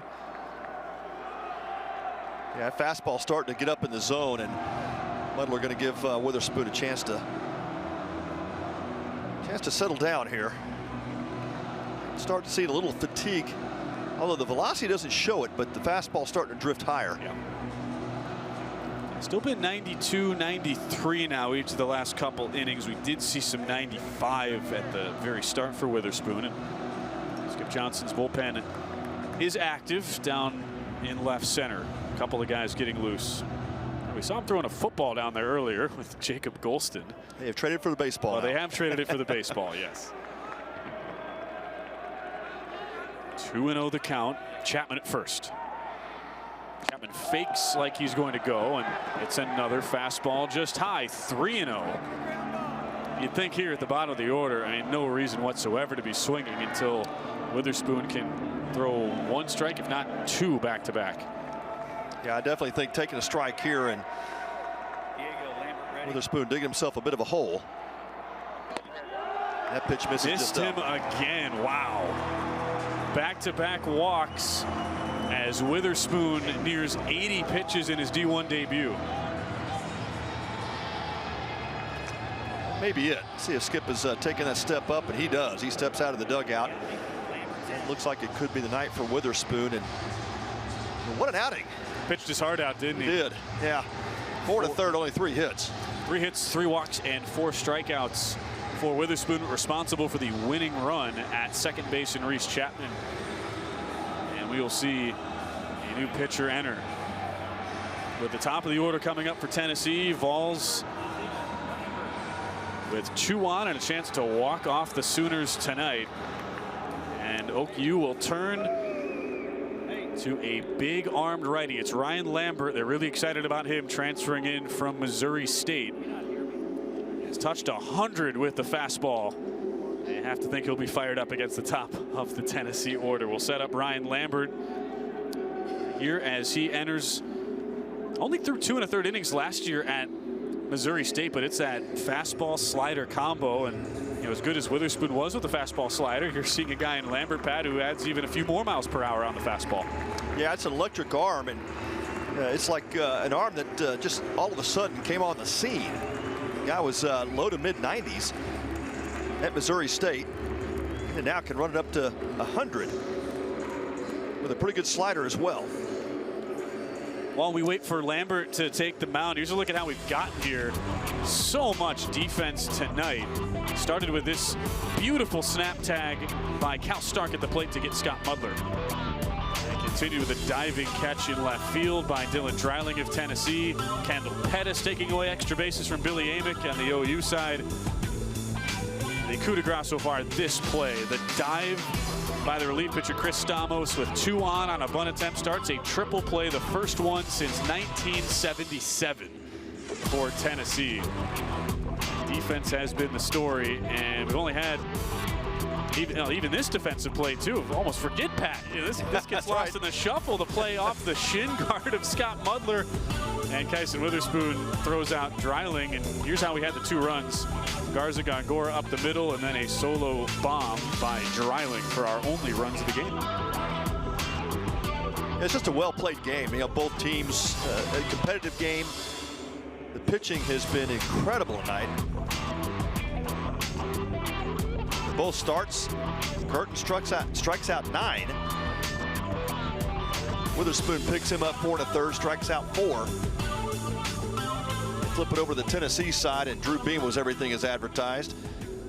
5 2/3, 7 hits, only 2 punch outs. Followed up by Marcus Phillips, Chris Stamos, and Aaron Combs. Combs has been outstanding with 3 punch outs in 2 innings. Now it's Lambert. Get a good look at the 6'3", 221-pound junior from Excelsior, Minnesota. Coaches called him a true revelation in the fall. He barely was in the relief rotation at Missouri State, through just 2 1/3 innings a season ago after transferring in from the JUCO ranks at Northern Iowa Area Community College. Only got in 5 games, and he goes to OU with the promise of working with a great pitching mind in Skip Johnson, but a super deep team. I mean, nothing's guaranteed at all, and he shows up to fall and he's touching 100. Now here he is in his OU debut, first appearance, and it's in a 1-1 game, trying to avoid a walk-off from happening against a really tough top of the order Hunter Ensley. 2 for 4 today after a 1-5 opening night last night, digging in. Well, Skip Johnson obviously saw something he liked in Ryan Lambert. A little bit of crossfire action as well, kind of steps across his body, and then that fastball just gets up on you quick. We'll see how he handles this tense situation. A couple of volunteers on, and one in scoring position. Only 1 out. Swing and a miss, goes right to the slider on his first pitch. As Chapman sits at second, Laurie at first. Hunter Ensley, no stranger to the big moment. Go ahead 2-run double in the 14th inning in the Clemson Regional last year. Redshirt junior from Huntington, Tennessee. And well, we've seen this before. Equipment change. New glove. Yeah. That 100-mile-an-hour heater just broke Scott Mudler's glove. He's been back there all night. He has to break it in. Yeah, he doesn't feel super comfortable with that glove. Yeah, he has a backup. There's his backup. Okay. We got multiple options over there. Easton Carmichael brings out another option for him. So now he's got 3 options. 4 options. It's funny with all the heaters that it was a slider that got his glove there, but okay. Might have been on the pitch before. Yeah, you just never know when those. Yep, no doubt. Those things get loose, and all of a sudden one pops. All right, so Scott Mudler's back. See how he looked here. This is the last pitch. Yeah, he felt it. Yeah, he saw it go on that slider there, but he's back 0-1. Back to the slider just inside. 1-1 to Hunter Ensley. The other glove replacement was Not by choice. It was forced on a relief pitcher, Chris Damos, right when he came in. That got Tony Vitello's blood boiling in the Tennessee dugout. Foul back. It has been all sliders so far to Hunter Ensley.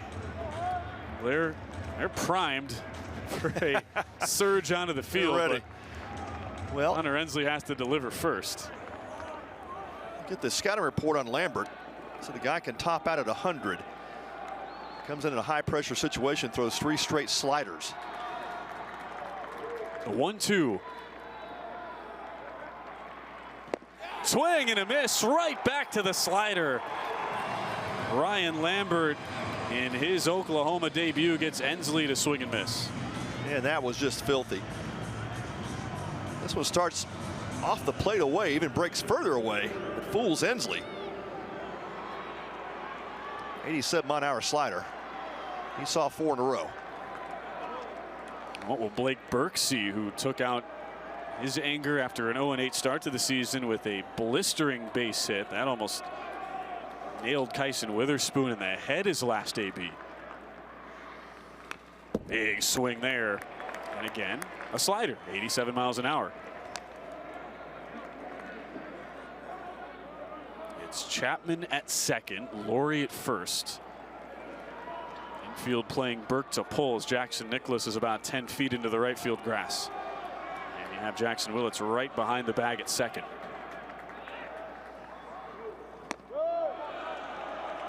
Up high, that one more of a curve action as it's 1-1. Yeah, just a slider. It gets away from him and backs up. 6 in a row now for Riley Lambert.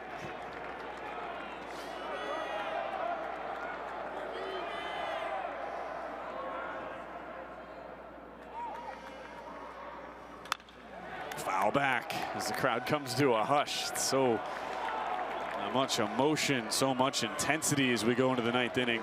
And a game that has felt like maybe a preview of a regional type game. Look at the OU fans making noise as they try to get us to extras. 1-2 to Blake Burke, the winning run at second base. Line foul as he stays on yet another slider. Tennessee bench ready to explode. OU willing on their new reliever Ryan Lambert, the transfer from Missouri State, as he looks in.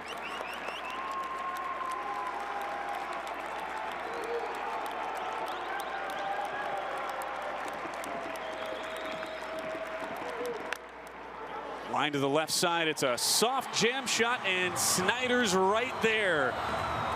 Well, that time Lambert came in with the fastball, touch 93.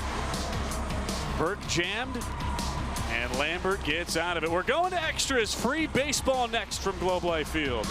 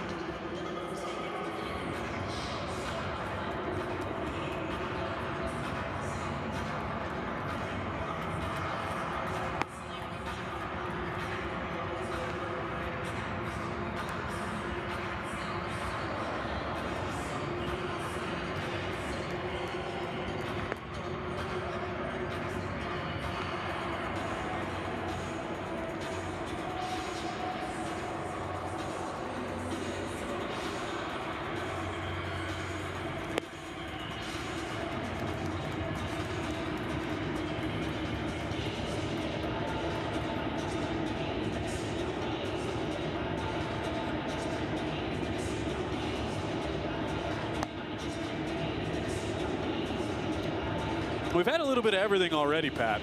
Now it's free baseball. There you go. 1-1 to the 10th. Yep. These guys don't get paid overtime. That's okay. It is okay. Been a great game, and as you see here in the line score, a run apiece, 7 hits for the Sooners, 6 for Tennessee. Just not a lot of hits to come by with the way these pitching staffs has handled both of these offensive lineups. So far, two teams have had their opportunities, but a combined 1 for 14 with runners in scoring position. Now Scott Mudler set to lead off. He's had a busy night, hasn't he? Especially behind the dish, and it's a third inning of work now for Aaron Combs. I think from a pure bullpen standpoint, with that first pitch missing high, Tennessee just on the basis of getting 2 long outings from a pair of combo starters last night, they're better suited here, Pat, but neither coach so early in the year will want this to go on, much longer just for bullpen preservation as we get a called strike. Yeah, both teams in the game tomorrow, and Tennessee in much better shape as far as the number of arms used. Holmes only 31 pitches coming into the inning, so I think you could probably get maybe 1 or 2 more out of him. Little excuse me hack from Mudler as it goes to 1-2. Well, Tennessee plays the night game tomorrow night. So they're not really worried about how long this goes, but OU in exactly 12 hours will have first pitch. They're going to have to sleep quick. Yeah. Up and in on 1-2. I mean, I know Brant Freeman and Ty Harrington, I think they're already in their bathrobes back at the hotel. They're just settling in. They're watching us. I mean, they got the cucumbers on the eyes, ready to go to bed. Man. Short night for the Sooners. Fisted foul as it stays 2-2. That's a tough schedule. And of course, you got the intensity of the game itself. And so just from a mental standpoint, not a lot of recovery time.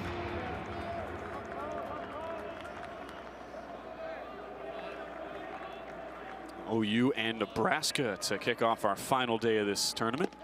Swing and a miss. It's a changeup that gets Mudler out in front. A nice pitch from Aaron Combs and got it all working. Fastball's been electric. Nasty changeup there.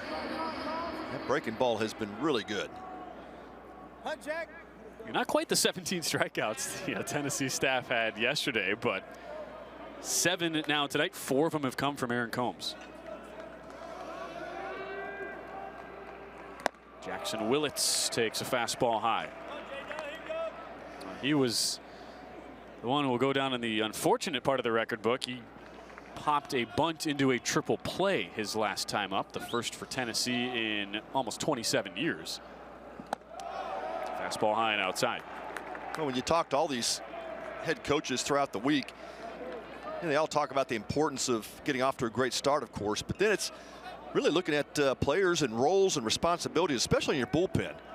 Skip Johnson talks about, hey, we know we've got great arms, but then how do they react? How do they respond in game-like situations? And that's why this tournament here, the Shriners Showdown, is so important for these teams to really figure out how are things going to settle out with their players competing. But also Tony Vitello says, hey, I've got a bunch of arms down there throwing 95. I got to figure out which guys can really compete and do well.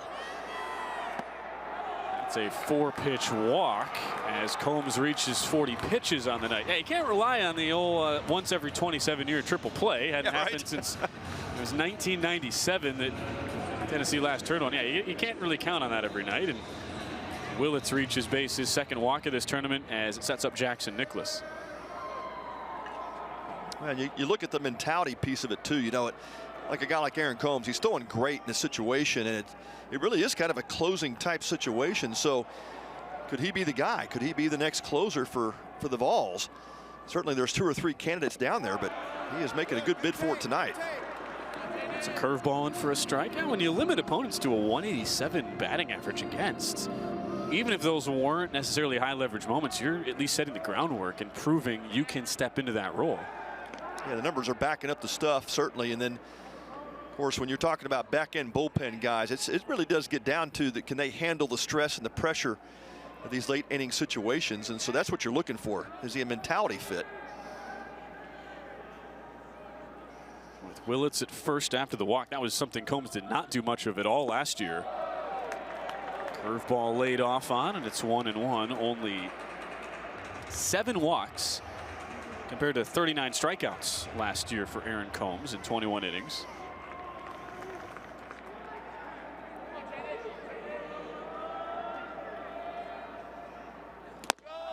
Up high with the fastball.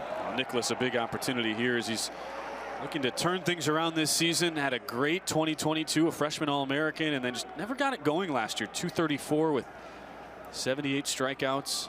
Has put in a ton of work in the offseason. He digs in right now. Watches a curve fail to do much of any movement outside, and it is 3-1 as the Tennessee bullpen continues to work. Yeah, the command is starting to get wide now, and I'm sure Frank Anderson is thinking the same thing I am. He's probably on the last few pitches here with that command starting to vacate. Up high and outside. That might be it for Aaron Combs, who was so good for 2 1/3, and he's lost a little bit on the command. Up to 45 pitches now, and back-to-back walks. Oklahoma, the only team with a hit with a runner in scoring position. The two are combined to go 1 of 14.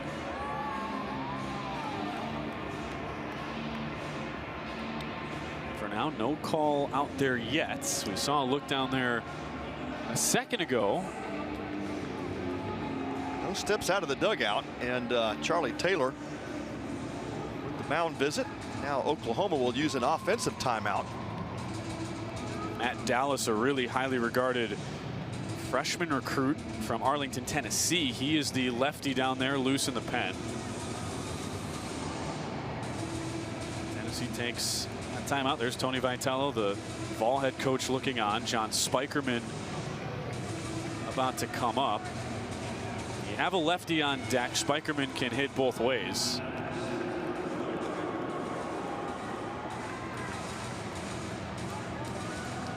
For now, they will give another plate appearance.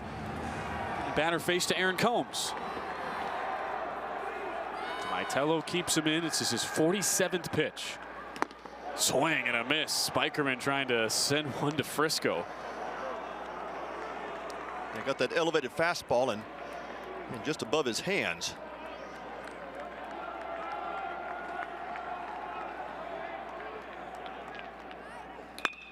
Punches it to the left side. Long run for Dreiling. Can't get there. It's off his glove. Oklahoma takes the lead on an RBI double by John Spikerman.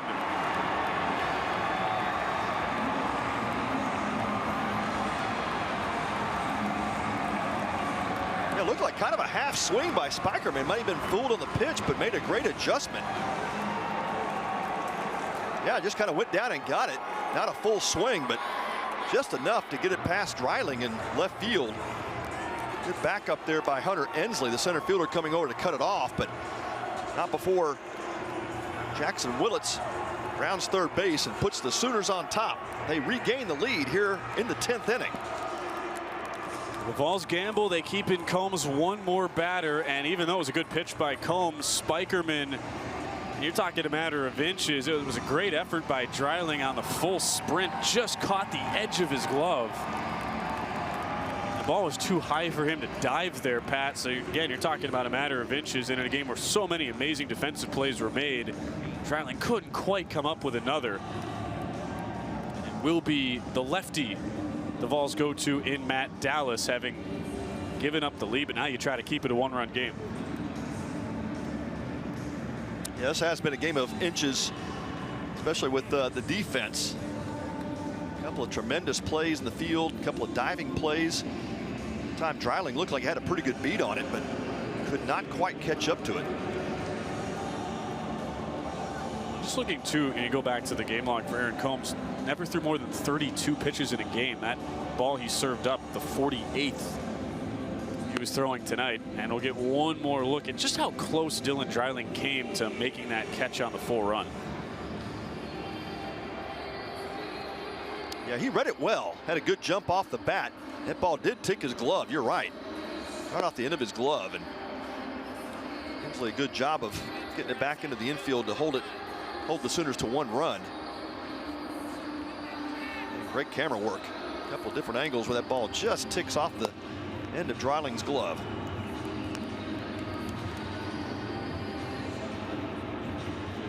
And keep in mind, Tennessee has the 3, 4, and 5 hitters due up in the bottom of the 10th. So after the Vols, by no means is this game over, and it's now on to Matt Dallas, the 6'5", lanky lefty, viewed as a top 50 SEC draft prospect in 2025. Rave reviews from the coaching staff as Tony Vitello's on the walkie-talkie, and his job is simple: keep this thing a one-run game, give us some hope going into the bottom of the 10th. That's exactly right, and Tennessee will move the infield in, try to cut off anything from infield ground ball. But yeah, Matt Dallas, the lefty, sits low 90s. Pretty good extension with that fastball, and I feel like the velo is there's still some more left in the tank there for him, but he is a strike thrower. Started the gold medal game for Team USA as an 18-year-old in 2023, but missed all of the fall. Matt Dallas called upon and trying to keep this Sooner lead to 1. Just to take on Bryce Madron, 0 for 4 today in the 2-hole, 1 for 8 to start his season. Swinging hard at the first pitch. He gets the lefty-lefty matchup. After that, it will be a couple of righties in the order.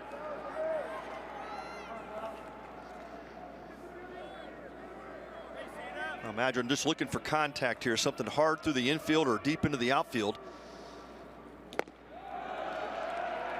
Slider low and outside. He does have swing and miss stuff. I know high school numbers sometimes not a great indication, since you tend to just overmatch guys, but 102 strikeouts in 52 1/3 innings. No matter what level you're at, that's really impressive. And he gets a slider again. So tough for those lefties to pick that up, and it's 1-2. Yeah, if you're Bryce Madron now, you don't want to be early on a breaking ball. Fight the fastball off, but you don't want to be early. With the infield in. Jam shot, it's right at Burke, comes home, and it is in time. More tremendous defense as Tennessee nabs down a second OU runner at the plate. Yeah, great play. That time a throw right on the money from Blake Burke. This time to Charlie Taylor. Snap tag by Taylor at home plate. Jackson Nicholas thinking he got underneath the tag. Not happy with the call, but there's going to be a review here again. This is the umpiring crew calling the replay themselves, so Brammer will take another look at it, but boy, awfully close at home plate. I mean, the question is, did Nicholas's hand get underneath the tag of Taylor? Yeah, he tagged it pretty high on the shoulder. You know, when you look at that, yeah, it might be. You have reason to believe. You know, you understand why Nicholas is fuming at that call. Exactly right. I think he beat it. I think that hand was on the plate by the time that tag got him in the top of the shoulder. Think about, too, how we got to this point. Cal Stark, who made the brilliant snap tag as the starting catcher today, he was pinch hit for in the bottom of the 8th by Dalton Bargo, but Bargo didn't even have an AB because while he was up there, Dylan Dreiling got caught stealing, but that forced the hand of head coach Tony Vitello. He had to go to another catching option, and Charlie Taylor is brought in off the bench, and it's still a really solid option, but just maybe a half-second bat slower on that snap tag than maybe even a 0.2 of a second slower than Cal Stark was on his, and that probably the difference there. Yeah, if they do overturn this. Nicholas got a great jump at third base. I mean, he was going regardless. Anything hit on the ground, and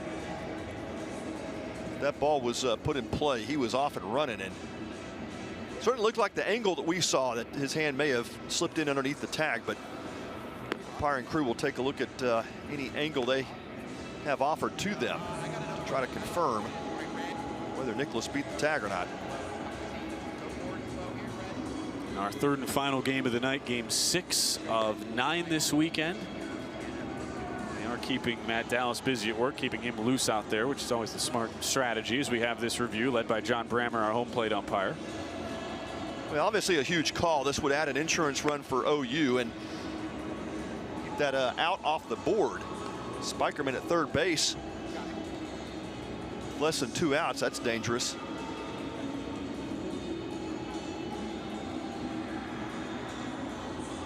Play is not overturned. Madron is at first on a fielder's choice.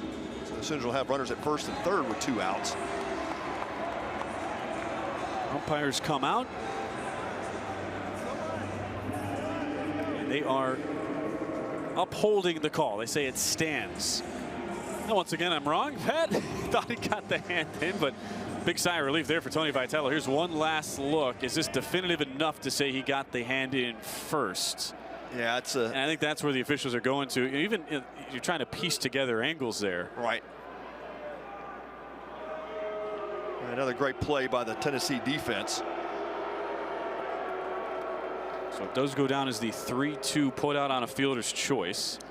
Nicholas out, Spikerman at third. Madron at first, and after facing one batter on the lefty-lefty matchup, we are going back to the bullpen. So Matt Dallas does his job. Here's one last look. Yeah, that angle looks like his hand gets in there. Yeah, if you piece it together, you know, it's one of those things too.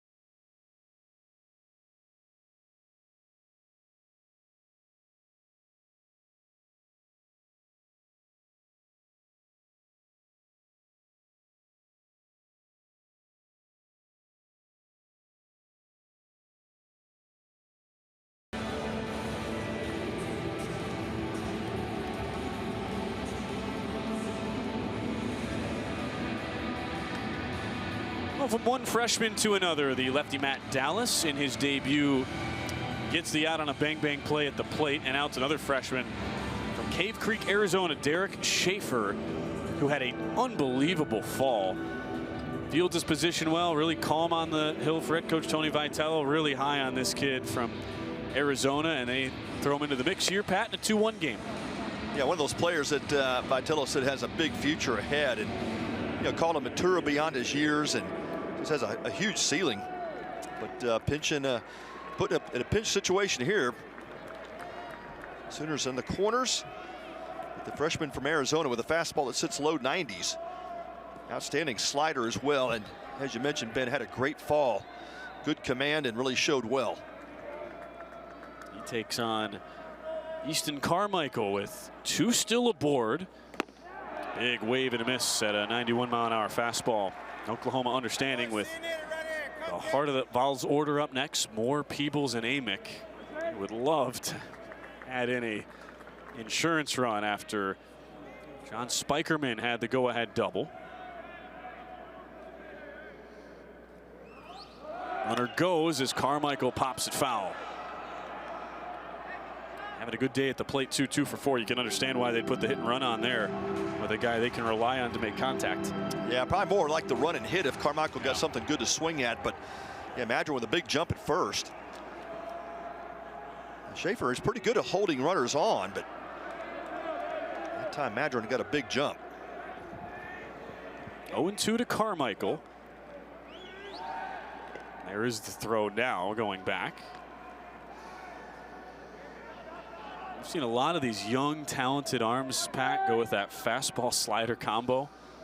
It's funny how, you know, just in a small sample, you see several guys with very similar arsenals, and they all execute it well. And another guy on the move and another foul off.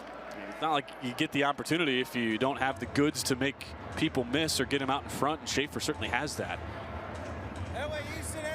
Yeah, that 93-mile-an-hour fastball came back over the plate. They caught too much of it for an 0-2 pitch.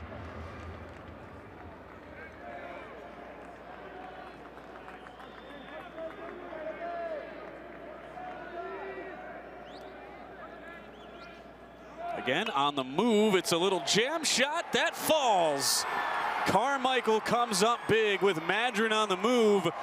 The throw cut off, but Carmichael with a hard turn gets into second, and Spikerman scores to make it 3-1. That's just a great piece of hitting there by Carmichael, and again, 0-2 pitch didn't quite get off the plate where Schaefer wanted it. That ball ended up down the middle. That nice short swing by Carmichael. Well, that's kind of a lost art these days. Shorten that swing up with 2 strikes, just put the ball in play, and that's exactly what Easton Carmichael does. Picks up a huge RBI. Gives the Sooners an extra run of cushion here as they're still batting in the top of the 10th. See what it means to Easton Carmichael. 3 hits tonight. Now a rocket foul off the bat of Michael Snyder. Actually, it's not Snyder. He was, remember, replaced by Jason Walk, the pinch runner, and then taken out for Isaiah Lane, another freshman who brings some good athleticism to the middle infield. And they can play him at third as well. So Lane came in for defense, and now he's in as the pinch. Not the pinch hitter, but in for his first at-bat of his OU career. Takes a slider low and outside. So a couple freshmen dueling right now.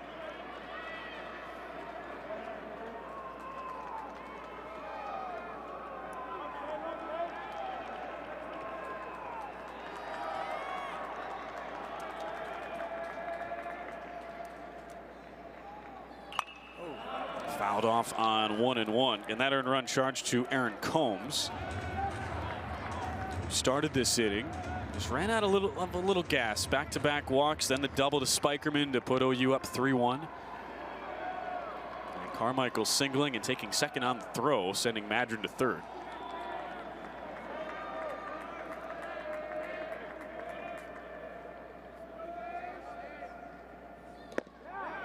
Joss misses outside on a fastball. Yeah, hit Taylor's target, but Taylor was set up a couple of inches off the plate.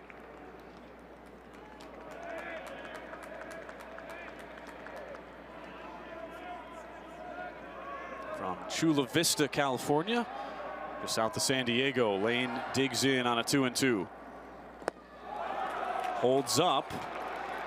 On another slider running out of the zone. 3-2. Impressive first AB for Lane. Yeah, good hold there. That was a nasty slider from Schaefer.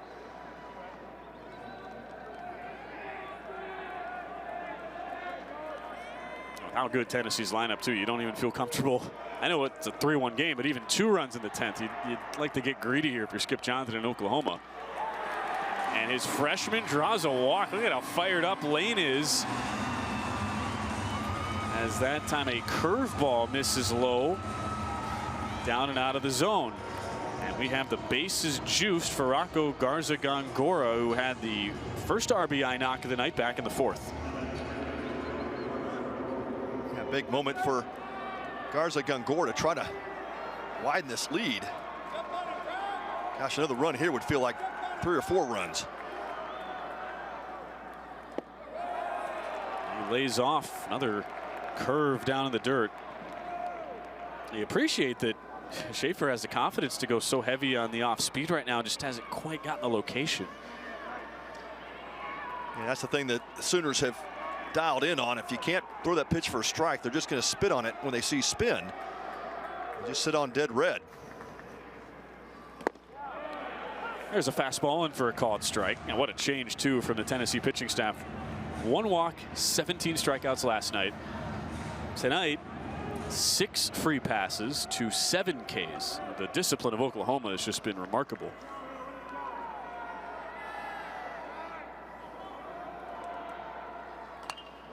Fouled off on a fastball running in on the hands, and that's with, keep in mind, the Tennessee ace Drew Beam taking the bump tonight, who pitched 5 2/3 and was really effective. Yeah, he was outstanding and really set this team up for a win. But again, the pitching from Oklahoma has been just as good, and at this point better.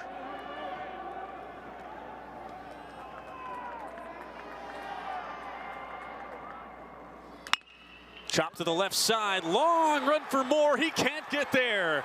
One run is in. Carmichael scores, and it's another big knock for Garza Gongora to make it 5-1.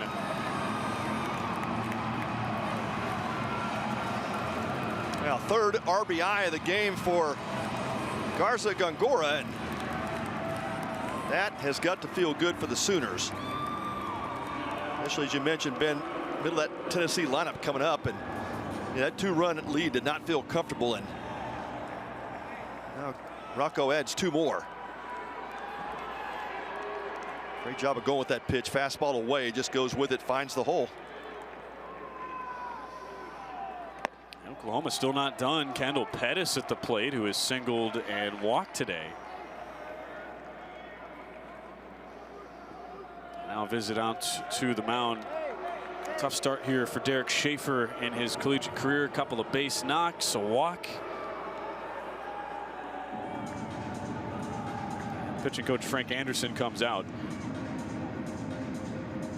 Good news, though, it's just, if you're Tennessee, you're getting all these freshmen acclimated. A big moment to come in late in the game and sort of assume, based on the track record of a Frank Anderson developing pitchers, these guys will not look nearly the same once it comes May.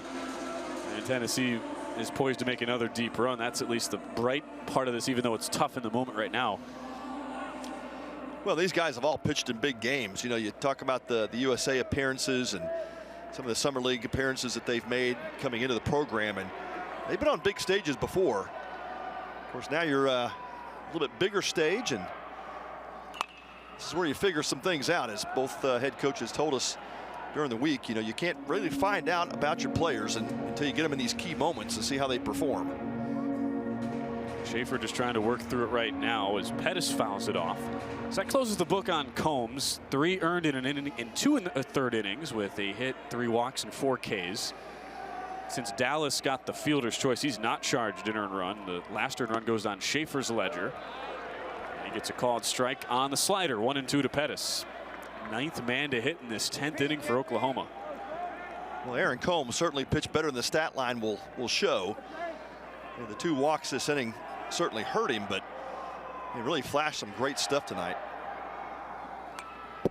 Joss kept alive by Pettis.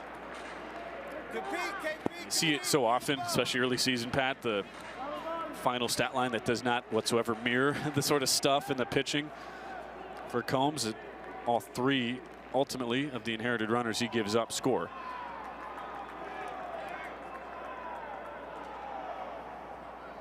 Runners on the move, and it's a swing and a miss. Pettis out front, back to the slider, and Schaefer gets his first out at the D1 level. But a huge inning. John Spikerman with the RBI double off Aaron Combs to give OU the lead. Spikerman would come around to score as well, as it's a 4 spot for the Sooners. A 5-1 lead as we go to the bottom of the 10th.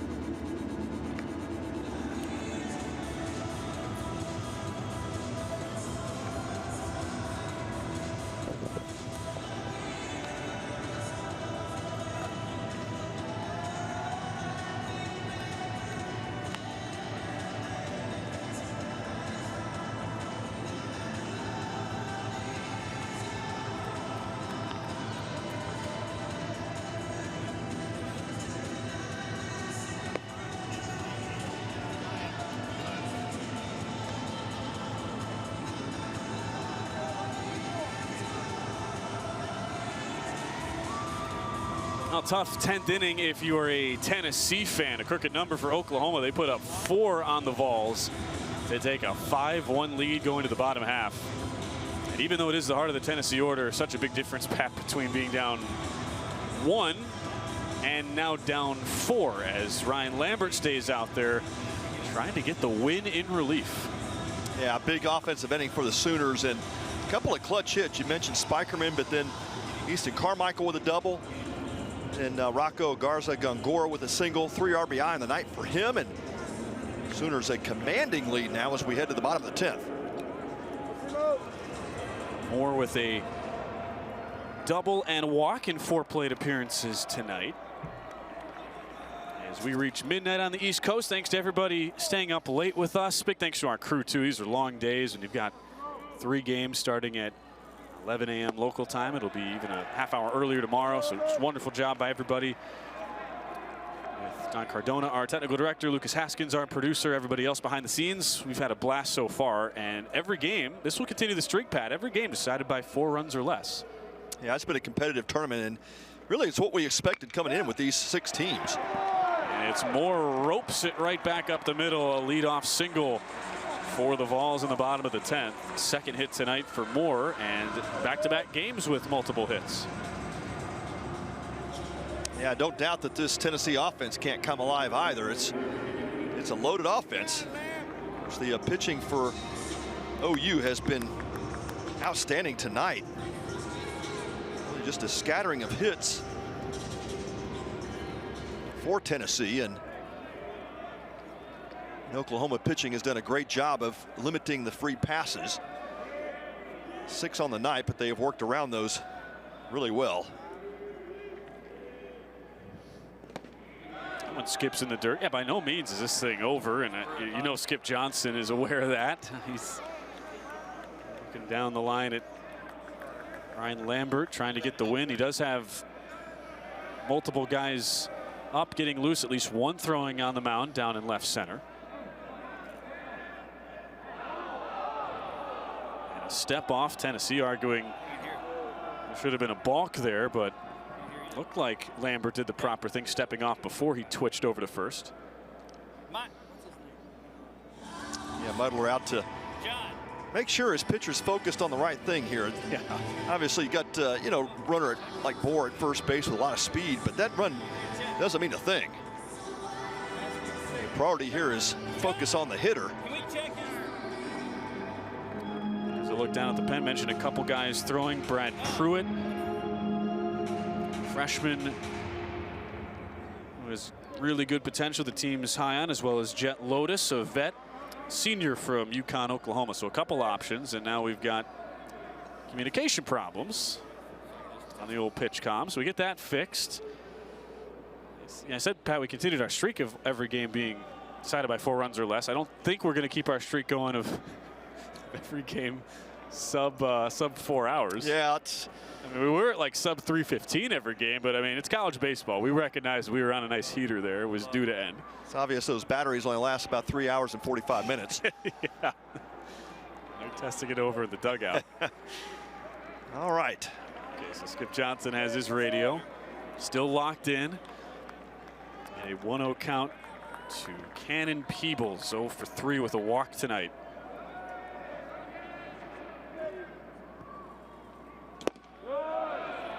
Ball taken just outside, and a little slider. And Muddler, he's been back there all night. Tennessee's used a couple different catchers, but Muddler's been there for every pitch. His first start of the year.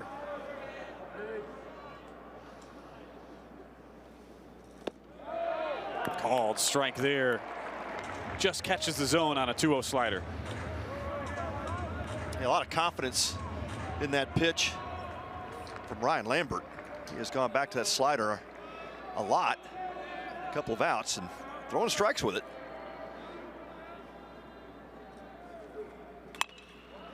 Fouls this one off, 2-2.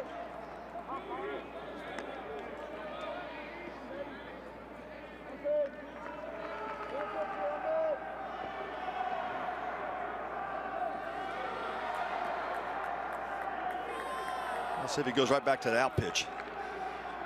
Slider's been the pitch for him. Swing and a miss. You're spot on, Pat Combs. It's like you played baseball in the big leagues or something. Slider down and in.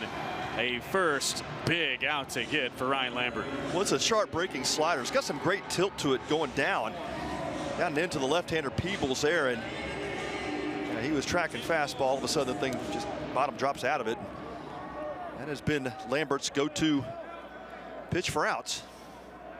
Brings up Billy Amick. It's been a tough night at the office. 3 strikeouts, 0 for 4, and he should have had extra bases, but Kendall Pettis made a brilliant play in left field to rob him on a diving catch. Shows you the ups and downs of a baseball season. Amick was awesome in his debut, 2 for 4 with a couple driven in and a homer that snuck inside the foul pole.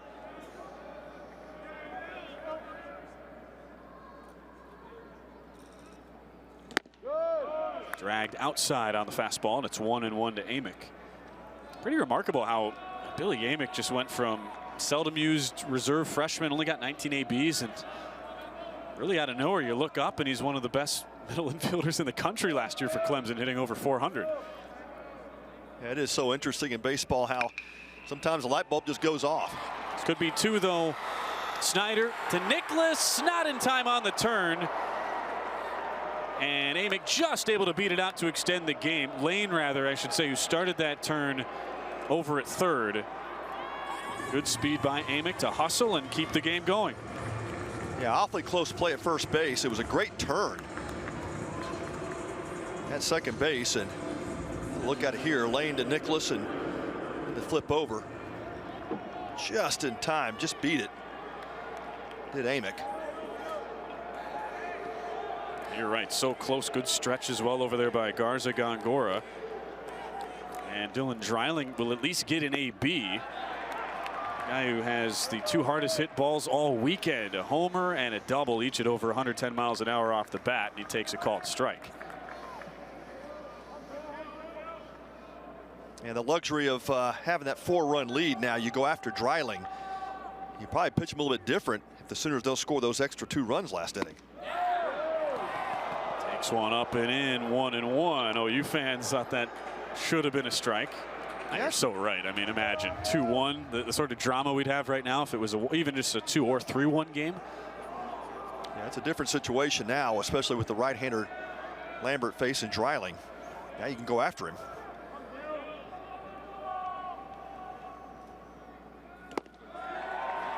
Called strike. 1 strike away. Oklahoma desperate to win this one, considering they've got the early wake-up call tomorrow. We're already at 0-1. 1 strike away from a first win of 2024.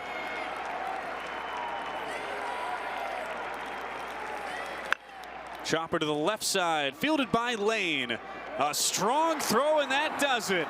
Oklahoma wins the marathon as they use a 4-run 10th inning to bounce back from a bitter defeat last night and take down top 10 Tennessee 5-1 in extras. Yeah, outstanding game all the way around for the Oklahoma Sooners. They do it with pitching and defense, and then the offense comes on late here in the 10th inning.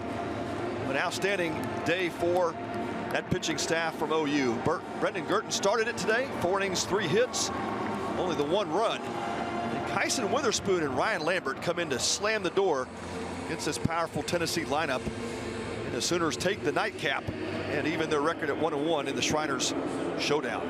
Between Witherspoon and Lambert, 6 strong innings, 4 hits, 3 walks, and 6 strikeouts for 2 guys making their debuts with the Sooners, and that'll make Skip Johnson a happy man. Well, no doubt. With how good both of those guys were. Get set with our player interview down here momentarily, but especially after last night where OU was right there, a bad 8th inning did in the Sooners to bounce back against a team as good as Tennessee, who we will see in the nightcap tomorrow night, Pat, and clearly has the look of a team that could very easily make it back to Omaha for a 3rd year and 4 tries. This was really good stuff from Oklahoma. Yeah, it really was. They just ran into the buzzsaw tonight, and of course Tennessee did it last night with their pitching and recording 17 strikeouts in a win yesterday. But yeah, that Tennessee team doesn't have much to worry about. It was just a outstanding performance by the Sooner pitching staff tonight that did them in. But that Tennessee team is deep and they have got some arms.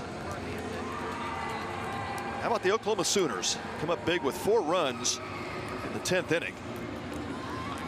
They love Globe Life. 10th all-time win at Globe Life Field for OU. 10-5 now all-time. That includes the 2022 Big 12 tournament title game as well.